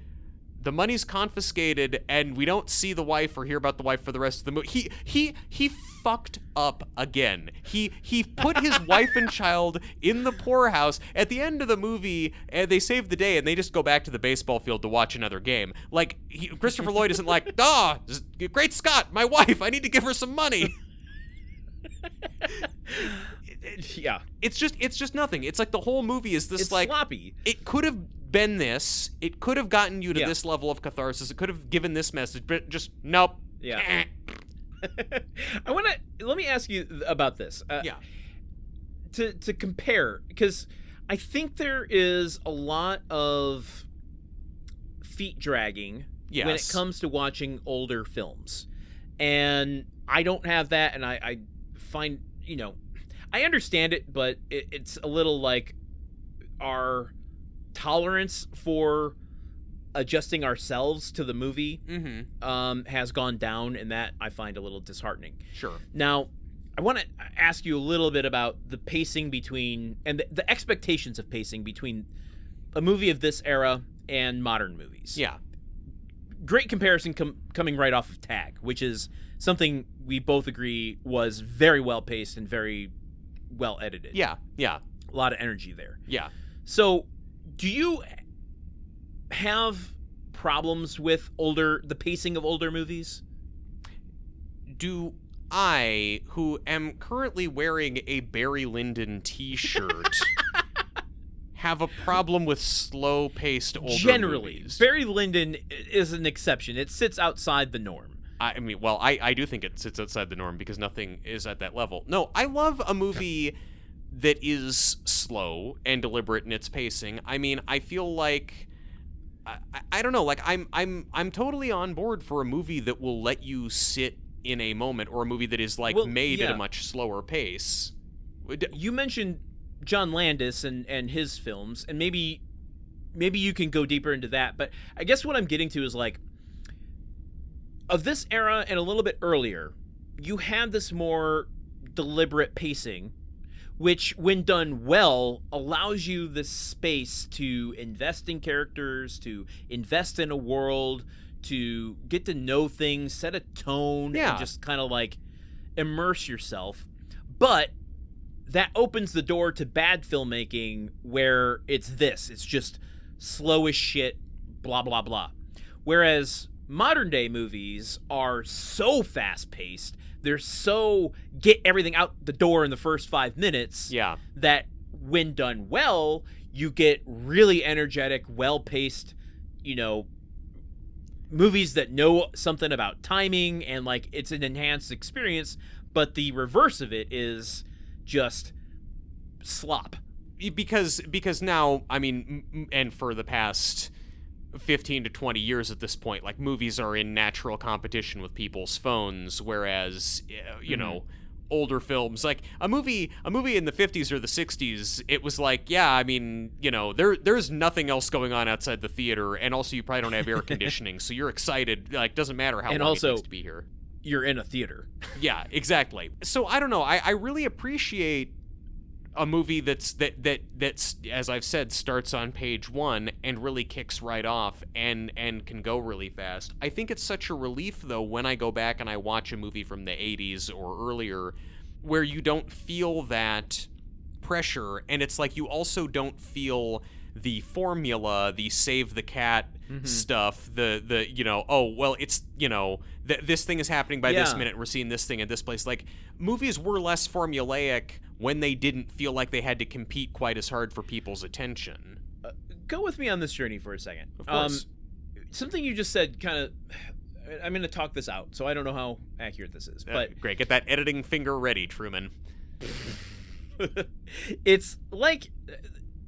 What you just said reminded me of the movie Home Alone. And which is to say that on the case, you know what that movie's going to be. Kids it's screaming. Called Home Alone. Yeah. Right? Good title. You're hinging the marketing on what if a child was left home alone for the holidays.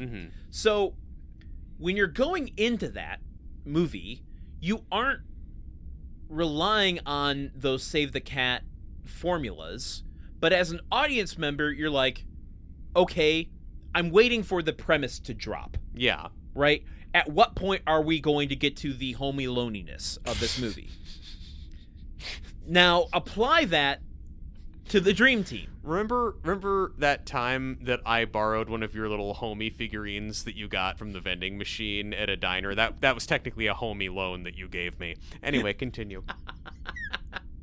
Well, I apply that logic to the Dream Team, which is like, what is the premise being promised to us? When does it drop? What are we waiting for to drop, and when does it drop in this movie? Well, we're not given anything from the title or from the poster to know what we're waiting for. So, if you call this movie, sorry for the insensitivity, but if you call this movie Loose Screws, it's pretty good. That's pretty good. Or Loose then Nuts. You'd know you got some screws loose that are loose in New York. Yeah. And you go into the theater, you buy your tickets, you're like, at what point are we going to get to the game of seeing nutty people loose on New York? Yeah, exactly. These screws are all too tight. Would you believe that it doesn't happen until minute 45 of an hour and 53-minute movie? At minute 45 is when they're all out of the van on their side quests. Roughly. I'd say at least minute 40. Yeah, okay. Give or take 5 minutes, yeah. Like, what? So the question is what then? Like, how would I react if I went to see Loose Screws and... No, I guess I'm talking about just the general promise or contract the marketing is making with the audience when you're going in, and like how illustrating how much this movie doesn't know what the fuck it is, because as an audience member, I'm going in waiting to see the fun and games of these four characters be fish out of water, and how that makes me laugh over the course of this movie. Yeah. And I have to wait through 45 minutes of slow-ass nonsense to get there.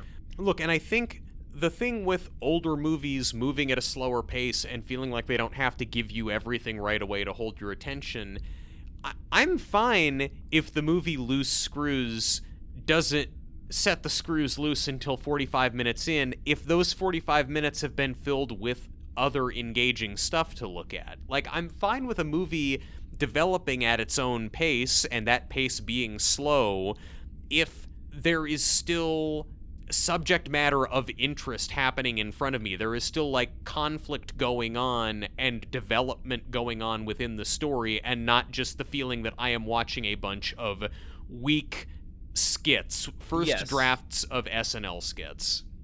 And first drafts of characters, too, because I don't feel like any of them are particularly like, oh, this is the fully realized character that you're going to go with that we have to follow through this movie. Cool, great. This is your guy? But this is what you got? Let's compare this to Coming to America real quick. Oh, of course. Okay. In terms of, like, the complication of the plot that we have to understand before we watch the fun and games of the movie. Like, sure. We have to understand what of Coming to America before we actually see the Coming to America part. What do we have to know? We have to know that he's a very wealthy and powerful prince, and he needs to find a wife, and we have to know that he has grown disheartened with the cloistered, sheltered, very obsequious world that he lives in, where everybody treats him like a prince and nobody is real with him. Like, he's craving a sort of authenticity and wants to find that in America. It's a fairly complex character trait and brass ring. You're shown this guy who has what seems to be a perfect life, but we're shown right away he's unsatisfied with it, and then we empathize with him because it's like, yeah, he can see that this is bullshit, and me sitting in the audience who has a day job and lives in America, oh, this rich Eddie Murphy guy wants to actually be more like me. Well, I like him. So... Well, and the way you show that inauthenticity, but also what you need to know for the movie is his immense wealth. You get in that huge spectacle number when he's being introduced, to the throne room. Mm-hmm. I think it was. It's been a long time since I've seen it, but yeah. So then, how long into coming to America do you think it is before he arrives in America and the shenanigans begins? It's got to be like 15 minutes or less, right? Has to be. Yeah. Has to be. Yeah. Dude, I think that is just as complex as what is set up here in the Dream Team, and it takes 45 minutes for it to happen. Yeah. Yeah. And again, we are not really maybe the best suited to complain about taking a long time to get to a point, but we also operate in a different medium than a wide release comedy movie does. This movie takes an incredibly long time to set up a simple premise that isn't very funny, and then it doesn't do anything with that premise, and you're just sort of trapped in it. Regarding the premise itself, do you feel like the concepts of mental patients or the escaped mental patient was like just a bigger cultural thing in like the 80s and the 70s than it is today? Oh, yeah. I mean, the last movie that I can think of that even attempted something like this was the Johnny Knoxville movie The Ringer. Where he pretends to be developmentally disabled to compete in the Olympics. Yes. Yeah. Yeah. And I saw that in the theater. It was the only time I saw it. I don't really remember a lot of the premise of it. It's one of those that makes me go, oh, can you do this now? But also, like, they cast real, people with Down syndrome, I believe, and other developmental disabilities. That are actors and like, it toes that line of exploitation, but also celebration, and it's bizarre. Isn't that also that was like 2006. Isn't that also a Farrelly Brothers movie? I don't think it is, no. But it has that vibe, for sure. If it isn't, then, like, it would easily fall into their oeuvre. Oh, yeah, and it's wow.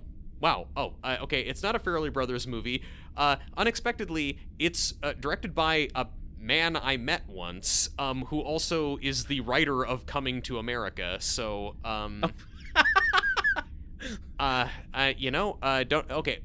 I see your point, and at the same time, I feel like, because that's like that is a movie though that having not seen it, I can't comment too heavily. But that my understanding from like I had friends who had seen it, the idea being kind of that the joke is on Johnny Knoxville, and it tries like in some way to humanize, I mean, the developmentally disabled people who he's in with, and they figure him out pretty quickly. Yeah. I'm thinking of just like. This because in this movie they use the term mental patient or like I'm an escaped mental patient a lot, and people go, oh, nuts. They use nuts a lot, yeah. And let me just be clear that I wasn't equating mental illnesses with developmentally challenged people, but in terms of developing the premise of a story based on something like the question of exploiting these things out of people for comedy's sake. I just feel like it's sort of, I don't know, it's like the John Mulaney sketch about how, like, when we were kids, we were told quicksand would be a bigger thing. Like, I just have all of these memories of, like, seeing movies in TV and pop culture from the 80s and 90s where it's this idea of, like, mental hospitals or, like, weird places where there's crazy, zany people stumbling around making funny faces, and if you act too weird, you get locked up in one, and you're like...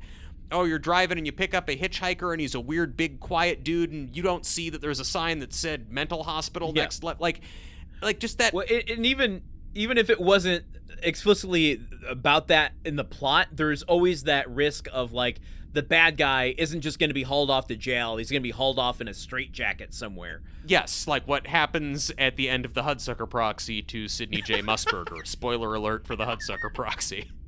Yes, exactly.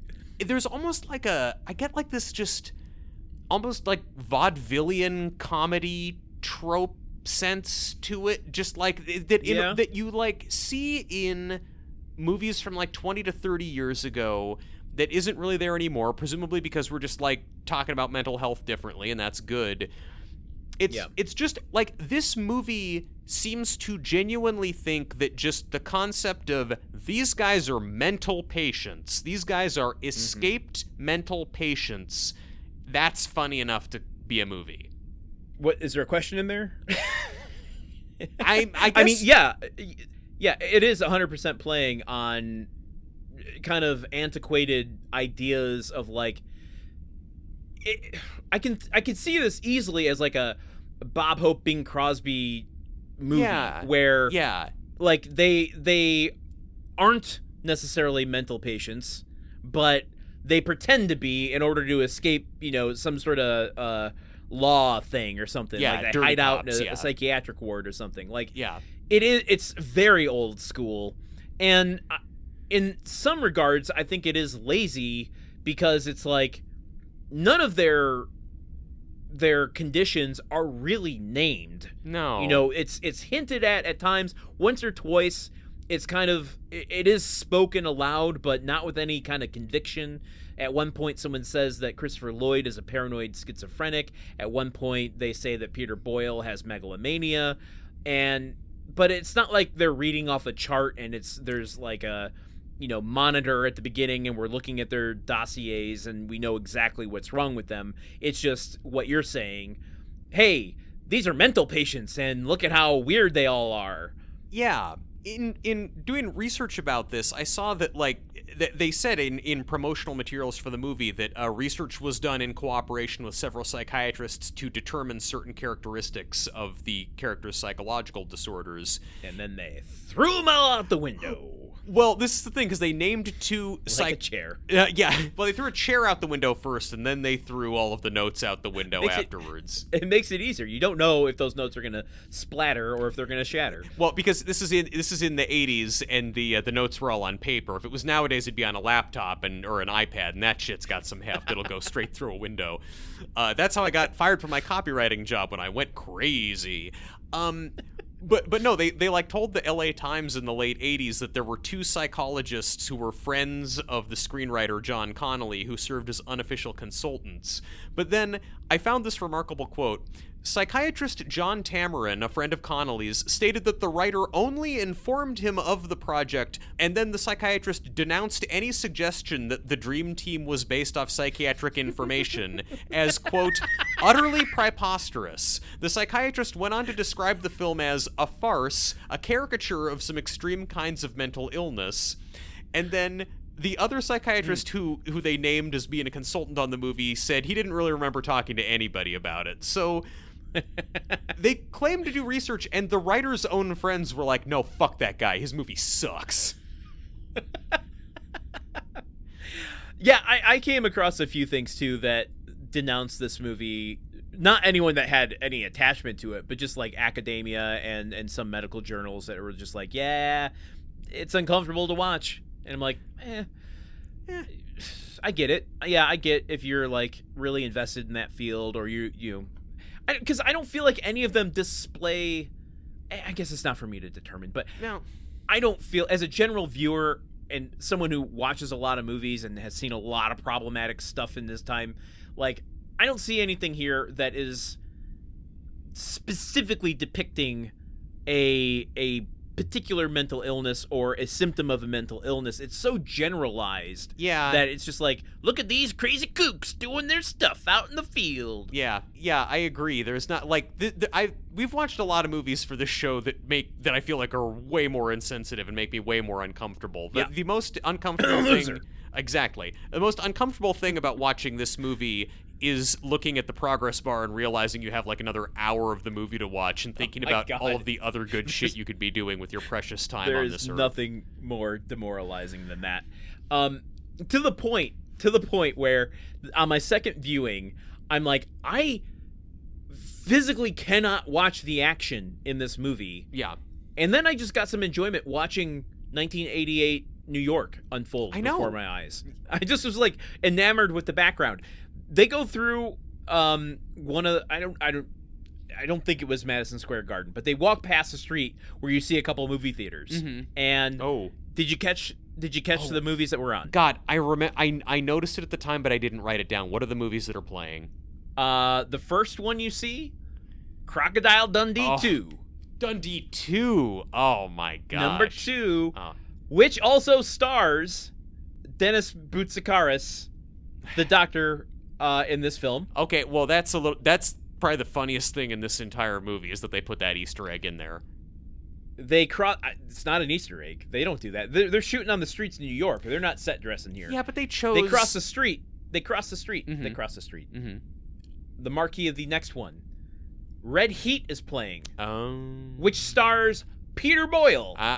This is intentional. It is not intentional. No, it was intentional to get to choose those locations to film. There's no way. The established. Yes, it's one shot. It's one single shot. There's no way that they were location scouting. Like, oh, these motherfuckers in our movie got these movies that they're in. I'm sure that the guy who directed this movie, this guy has put no thought into any composition of this movie. I guarantee he doesn't do that.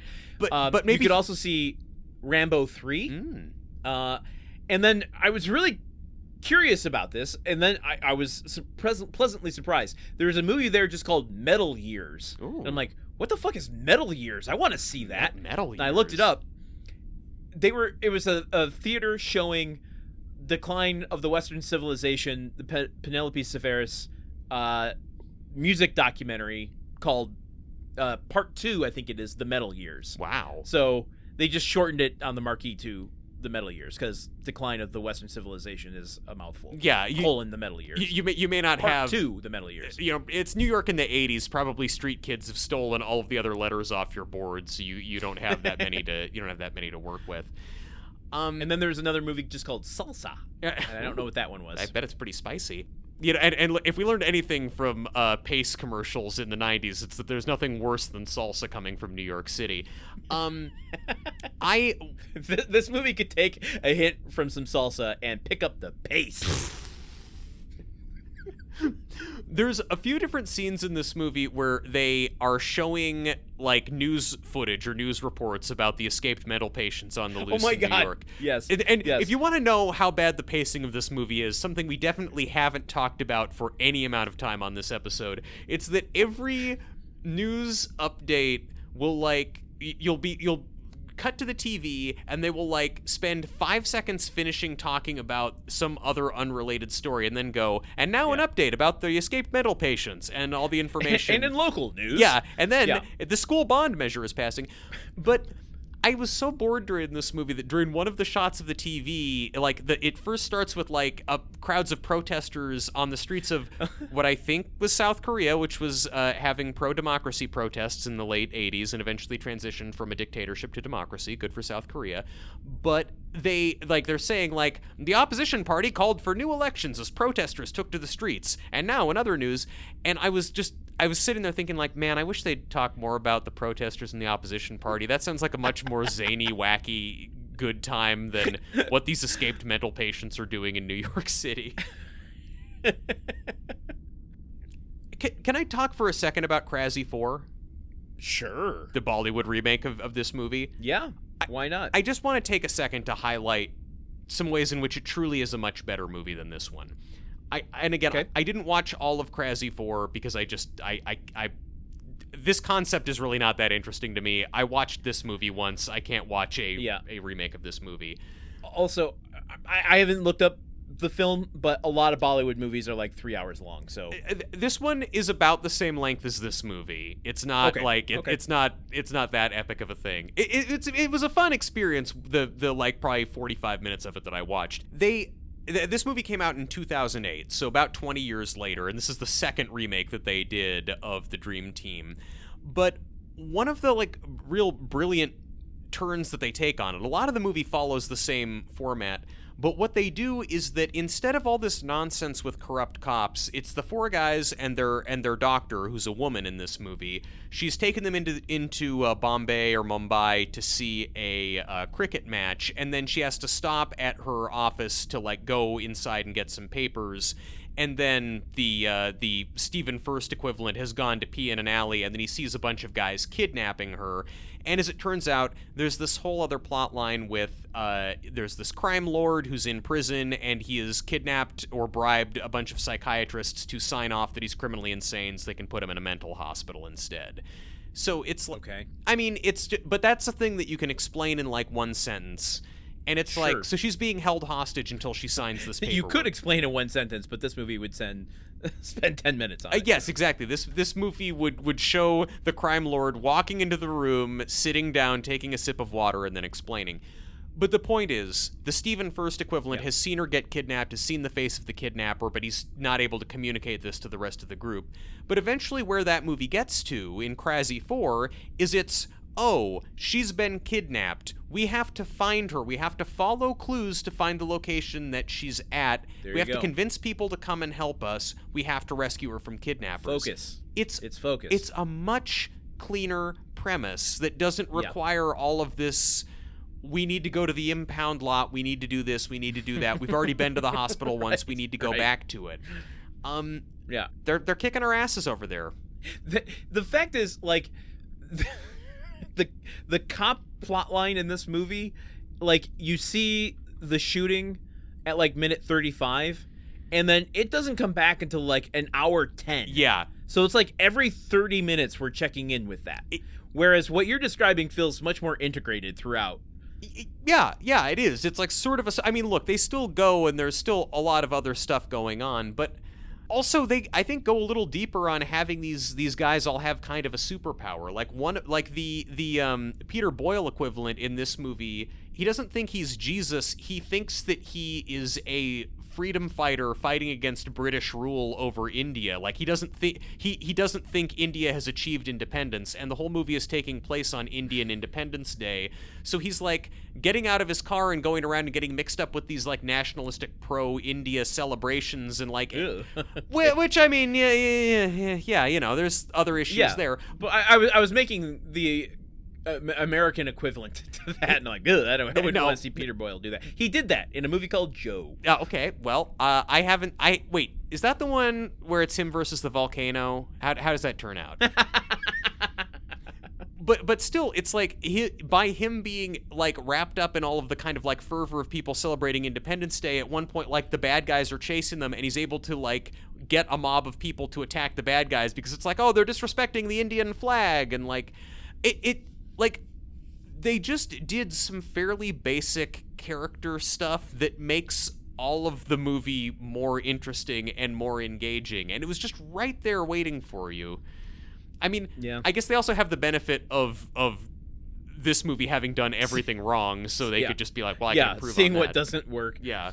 Not to backtrack on anything, but I was just going through my notes, and I came across the transcript of where I came up with my theme song. Yes. Which was waddle, waddle, waddle, waddle, waddle, waddle, action scene, waddling, action scene, waddling, look at us go, where we waddle far away. Wow. I don't know. You wrote multiple... I lost the melody of it, but I have the transcript. Yeah, well, it's difficult when you get to the bridge, yeah. Yeah, it's... I don't know. I feel like much like the movie, we're sort of running out of gas in our discussion because there's just not that much there, unless we want to go to the Buster Poindexter tie-in music video. Not yet. Not yet. I do want to talk about the soundtrack, though. Yeah. I need to spend just a little bit of time talking about the soundtrack to this movie. Of course. It is so... What is it? Okay, well, I guess it's left me speechless. Mm-hmm. Because you're too busy I was rocking gonna say out to it's it. Anachronistic, but it's not. It's so 80s. Yeah. But it does... At no moment does it fit what is happening on screen. Absolutely not. Never. I mean, when they even bother to score a scene, which is like, there is no opening music to this movie. There needs to be, there isn't. No. But I don't know that the score that we got by David McHugh, and I'm not trying to call this dude out, like, he's gonna fight to me, you. this is a lack of vision for the grander whole. But like during the action sequences, we get these like kind of not suspenseful, like when they're actually being chased by the cops, when there's a car crash, when there are like things happening, we just get this like weird guitar riff and like trumpet playing, like people wouldn't have known what trumpet playing sounded like unless you mimicked it there. But yes, well, there, or even just like when we finally at long last are driving into the city to go to the baseball game, and it is just like generic rock guitar over a million shots of the van driving on the New Jersey Turnpike and them looking at the city. But then there's these like connective moments where, you know, like when you're watching a comedy that has a little bit of cop thriller in it, which I can't pick one out specifically, but I know that they exist. It happened a lot. It was always just kind of like, let's have like a diamond smuggling plot line. Right. Let's have drug war stuff in it. Yeah. There's always like a change in tone where it'll like you'll get the like squelching guitar all of a sudden, like and there's like a synthesizer line that kind of goes dee doo doo. You know, we suck at impressions. Why are we trying to do mouth instruments here? I think because I'm so excited about trying to convey that I get the exact musical vibe. Like, oh, it's a little bit unsettling now. We were laughing a second ago, but now there's a hint of danger in the room. Yeah. Nope, not here. When we switch tones, it's just like moving to a like almost a drum machine. It's like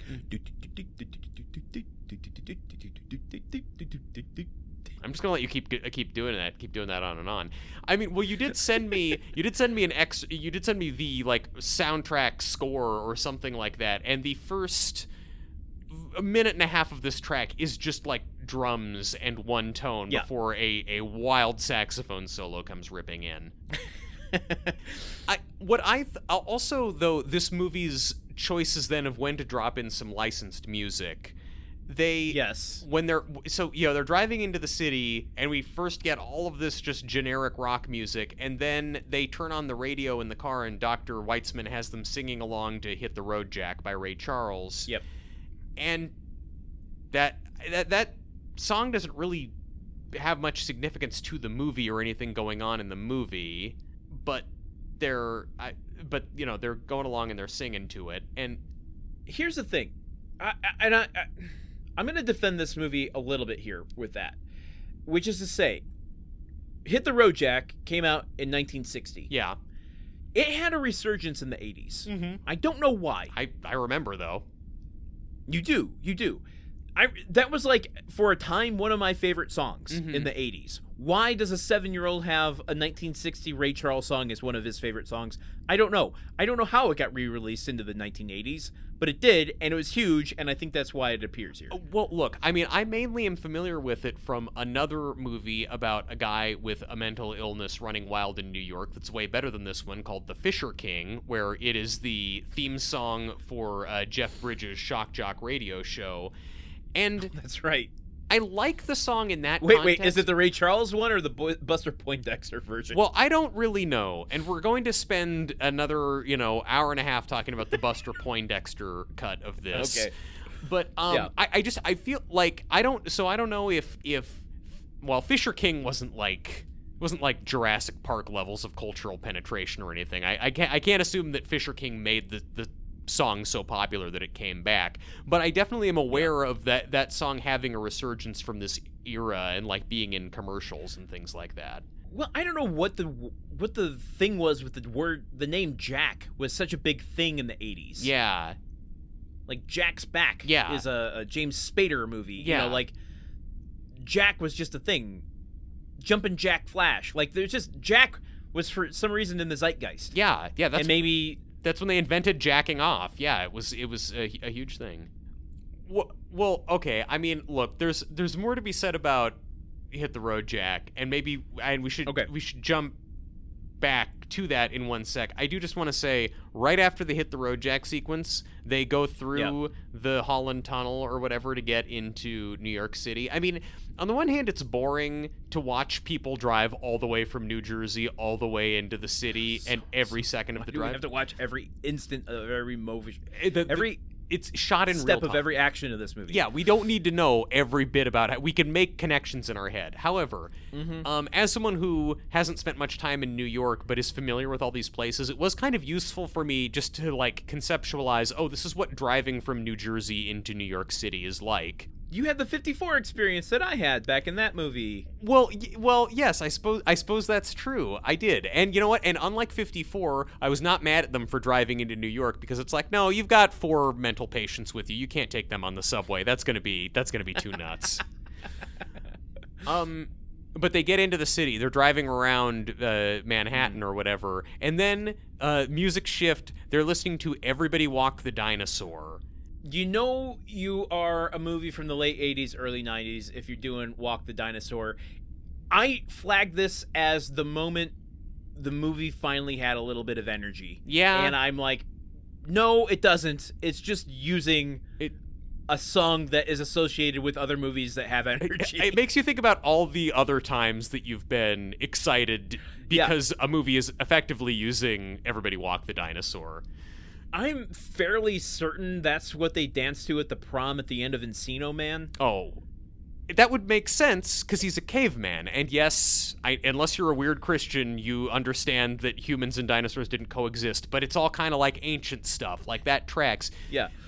There's nothing less Walk the Dinosaur than watching Christopher Lloyd sitting motionless in a van, staring out a window at a pretty lady walking down the street. Sorry. No, it's not fitting.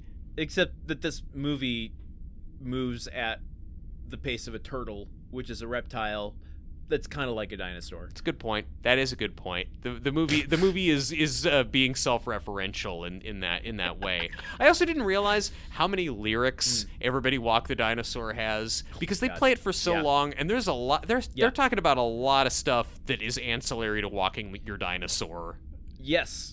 It's true. That used to be a karaoke jam of mine, and Dude. when I learned that there are more verses than just the one verse you normally hear, it's like when you realize the Cheers theme song is actually a full song. Yeah, and it has a lot of weird lyrics about like getting home and finding out that your kids killed your cat, and it's like, what the fuck, Cheers theme song? Yeah, I would go seek out a bar too if I found that out. I would call a mental hospital and see if they could take my kids to a Yankee game and fix their messed up brains. I love that you signed up to sing Everybody Walk the Dinosaur at karaoke, literally thinking that all you were going to be doing is 2 minutes of just like, open the door, get on the floor, everybody walk the dinosaur, like, and no other lyrics, just that over and over. Truman, you deeply underestimate my commitment to karaoke, as if I didn't listen to that song ad nauseum for weeks leading up to deciding to do it. I got the idea to do it at karaoke like months before I actually did it at karaoke so that I could be prepared. And if Howard Zieff had made the movie of your life, we would have watched every second of you listening to Everybody Walk the Dinosaur and deciding whether or not you wanted to sing it at karaoke. There's no other way to know what your thought process was with regards to Walking the Dinosaur. It's true. You sent me the music video tie-in for this movie. Oh, God. Yes, I did. Because I didn't feel like the journey was completely over until we saw what Stephen Furst and Peter Boyle did with Buster Poindexter. Yeah, well, we know they pull him into his van. We don't know what happens after that. Well, that's true. Yeah, that's true. It leaves us on a cliffhanger. That question mark. The end. It's got question mark. It's got me thinking sequel. You know. Yeah, so they did a tie-in music video for Hit the Road Jack with this, and yep. I'm trying to imagine if we have younger listeners, but I feel like Buster Poindexter is kind of like, if you're Landon's age or my age, you kind of get it, and I feel like he's sort of impossible to describe. Like, describe Buster Poindexter to me, Landon. You know what, Truman? For a couple days I've been preparing for this question because I listened to 2 of his albums. Oh, Landen! Oh my God! Are you getting ready for karaoke? Are you gonna like pomade your hair up like his? There was a moment where I thought, is Hot Hot Hot worth doing at karaoke? Oh God. Buster Poindexter is the natural evolution of the comedian turned blues singer, as seen by the popular stylings of Dan Aykroyd and the Blues Brothers. What about Bruno? Bruno also very popular. Everybody loved Bruno. Couldn't get enough of Bruno. He has a big pompadour. He's someone who plays camp but plays it seriously. So, like, you could tell he loves music, but recognizes his limited appeal, and so plays it for camp. He's kind of got if Tom Waits did the music for Weekend at Bernie's. Oh. Beautiful. That's not helping to describe it to anyone but me, but I really like that. It's got this kind of world music blues vibe to it. And he personally has sort of a Rat Pack lounge singer looking aesthetic. He wears kind of like a tuxedo with the bow tie unbuttoned, but very cartoony. Like his pompadour is huge, gigantic hair, really big. Yeah, So but he's also an actor. Yeah, he's the taxi driver in Scrooged, the Ghost of Christmas Past taxi driver in the movie Scrooged, which is where I first encountered him, and then my parents sat me down and gave me the talk about Buster Poindexter. So he did. So I guess Hit the Road Jack is kind of in his wheelhouse, but then there's this music video that they did where it's him. It's all on a soundstage and him coming home from a night out and trying to go up to his apartment, and then this lady who's presumably his girlfriend comes out and is singing Hit the Road Jack to him, and it's just kind of like her and the other members of the band shoving him around and, like, you know, narrating all the lines about what a piece of shit he is and how he should hit the road. And as this is happening, oftentimes they are like stumbling into like a movie theater which is playing the Dream Team, and they're up in front of the screen, and there's an audience full of people swaying back and forth to the music, watching the movie while Buster Poindexter and this lady are up there dancing. Yeah. Big takeaway is it would have been so great for me if Buster Poindexter and a sexy lady had come in and like blocked my view of the Dream Team. That would have enhanced the movie so much. This is a movie that would have benefited from cameos. Yeah? Like Buster Poindexter. Like if they had busted into a concert at one point, you know. Yeah. The energy that they missed with that. Here's a weird bit of trivia about this Buster Poindexter thing, because you watch the music video, and just like we covered with Teenage Dirtbag being from the soundtrack of the movie Loser, this was originally promoted as Hit the Road Jack from the movie The Dream Team. When the Dream Team left its cultural imprint, i.e. a ghost of a footprint. Like many dreams, you forget it almost immediately. It's a footprint from a phantom limb. They decided, you know what? I think we can reappropriate what we're going to attribute the song to. And so it was then attached to multiple movies following this. Hello? What do you know what else it was attached to? Oh, are you ready, Truman? Yes. Next, Grumpier Old Men. Okay. I mean, that's a stronger thing to attach yourself to. That's a franchise that is set up and exists. True. After that, The Bachelor. The Bachelor? With Chris O'Donnell. Okay. And then finally, you had mentioned connection to Lars von Trier earlier in this episode. Yeah. What? Connected to The House That Jack Built. Oh, no. Wait. Starring The Matt Buster Dillon. Poindexter cover? Like from The House That Jack Built? Now, I haven't seen the movie. It's one of those, like, I'm good movies for me, so I don't know how they use it in that film.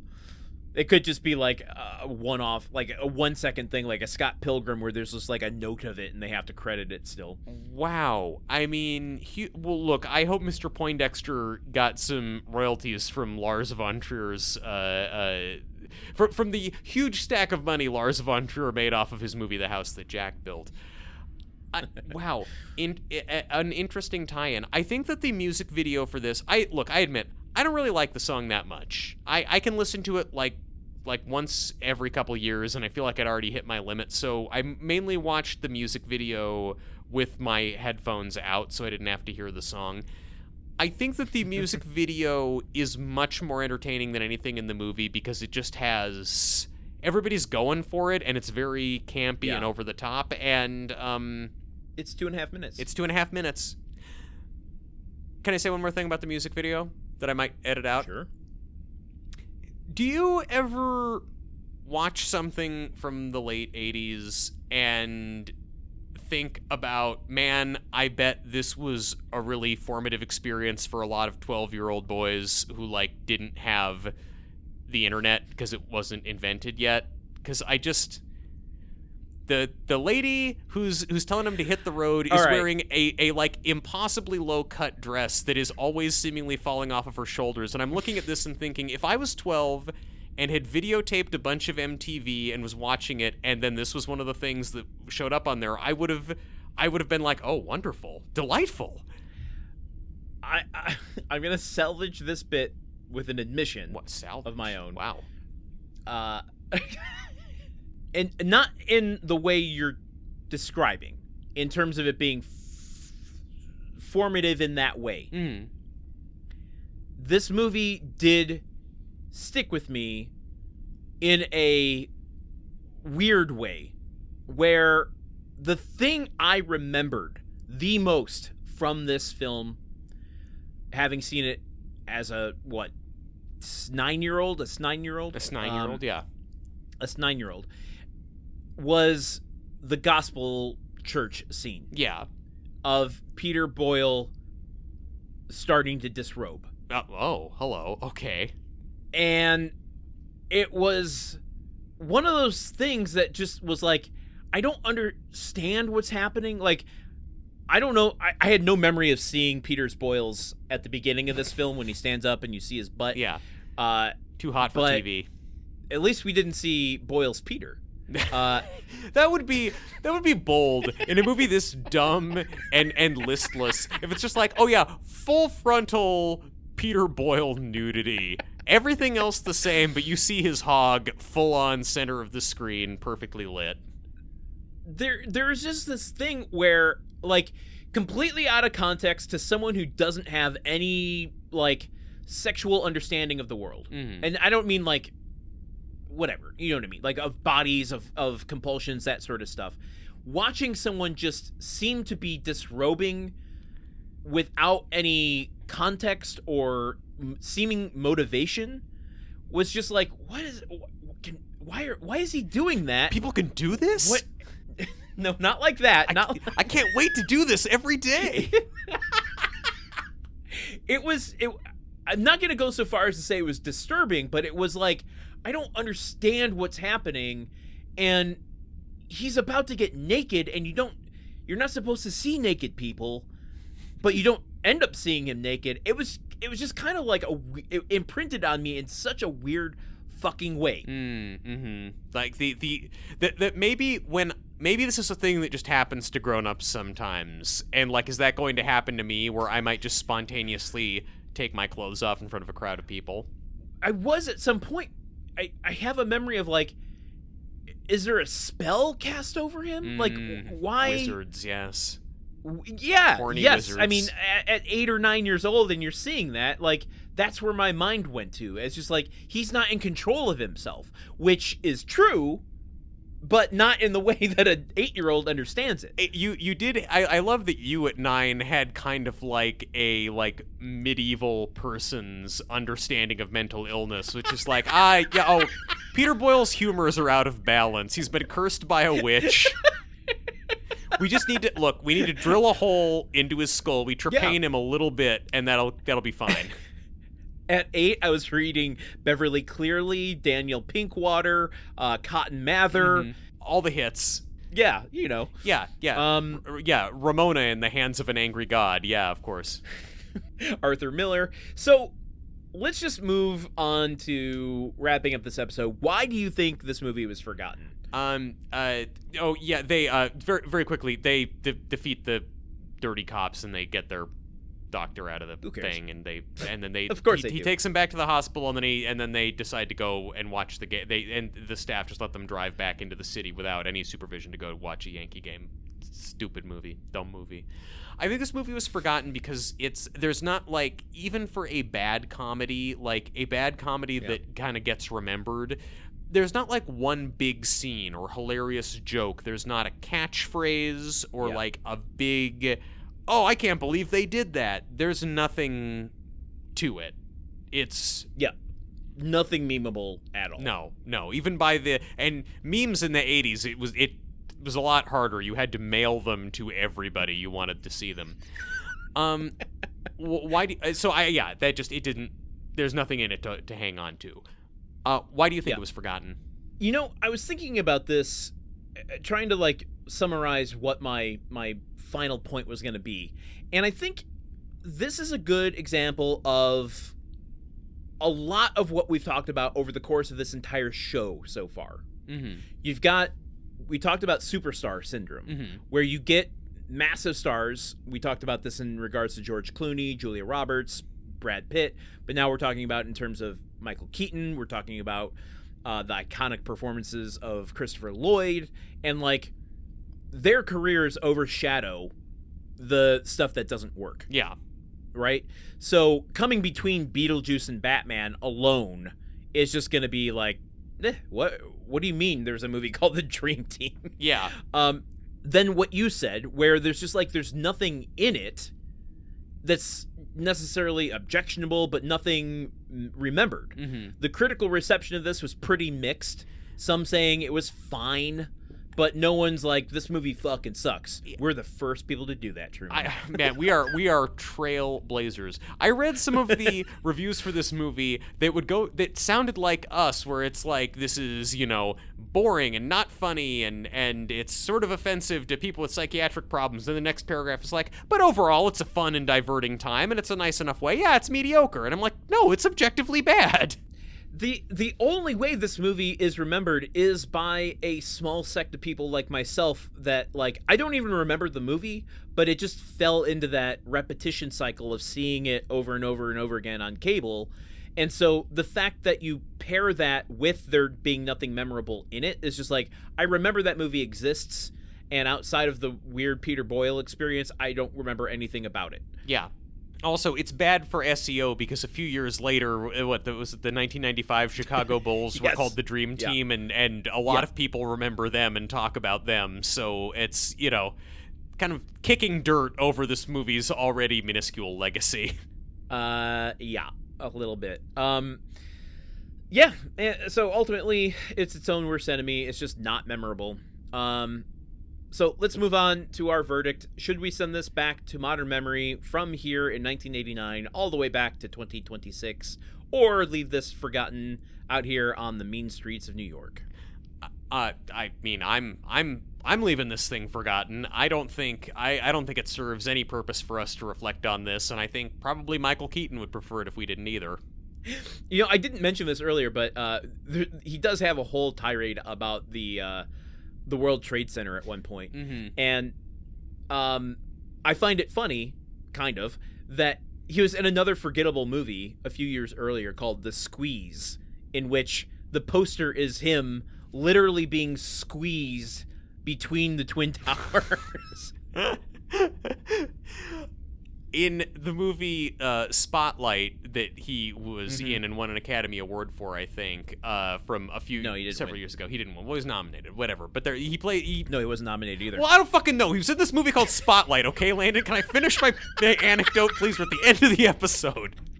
It's going to be really funny now, too. He's in the movie Spotlight, and it's all about, it's in the early 2000s, the Boston Globe reporters who exposed the Catholic sex abuse scandal. Boy, this is a funny anecdote, and it's only going to get better, because there's a scene where they turn on the TV, and the World Trade Center is smoking, like there's like smoke coming off it because it's 9/11 is happening, and somebody goes, someone in the newsroom, because only the first plane is hit, goes like, oh my god, a plane crashed into the World Trade Center, and Michael Keaton's character like solemnly shakes his head and goes, no, I think this is something much bigger than that. And it's like, why did, like, it's, the whole point is just that, like, this big news event happened and it pushed their reporting back, but it's like, movie, why did you have to show me that the main character was able to suss out that 9/11 was a terrorist attack like 10 minutes faster than the rest of us? Like, why? Is it because he designed the World Trade Center according to the Dream Team? And while he was there, he said, why not just put up another one? Maybe if he'd only put up one, they wouldn't have done that. I don't know. If listen, if I designed the World Trade Center, it would have gone down like it did. Forget this movie. Absolutely forget. Yep. Leave it forgotten. Yep. I don't ever want to watch this movie ever again. Good verdict. There's nothing redeemable about it. I love Michael Keaton. Yeah, he's great. I kind of hated him in this movie. Same.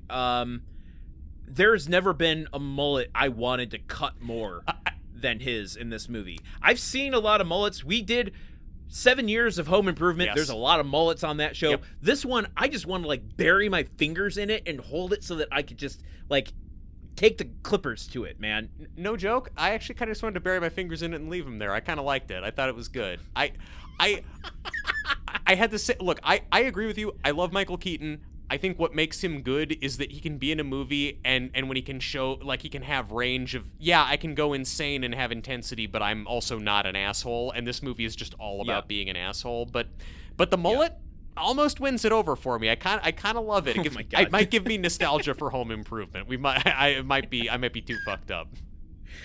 Oh my god. All right. Well, join us here next week when we wrap up some odds and ends about the Dream Team and reveal what movie we're going to do next. So join us then. For Truman Caps, I have been Landen Solano. And for Landen Solano, I've been Truman Caps. Hit the road, Jack. Whoa! Movie Memory Machine is part of the Gruntwork Podcast Network. Join our Patreon at patreon.com/gruntworkpod to keep the machine running. Theme song by Porky's Groove Machine. Rate us on Apple Podcasts or wherever you listen. For more information on today's show, visit MovieMemoryMachine.com.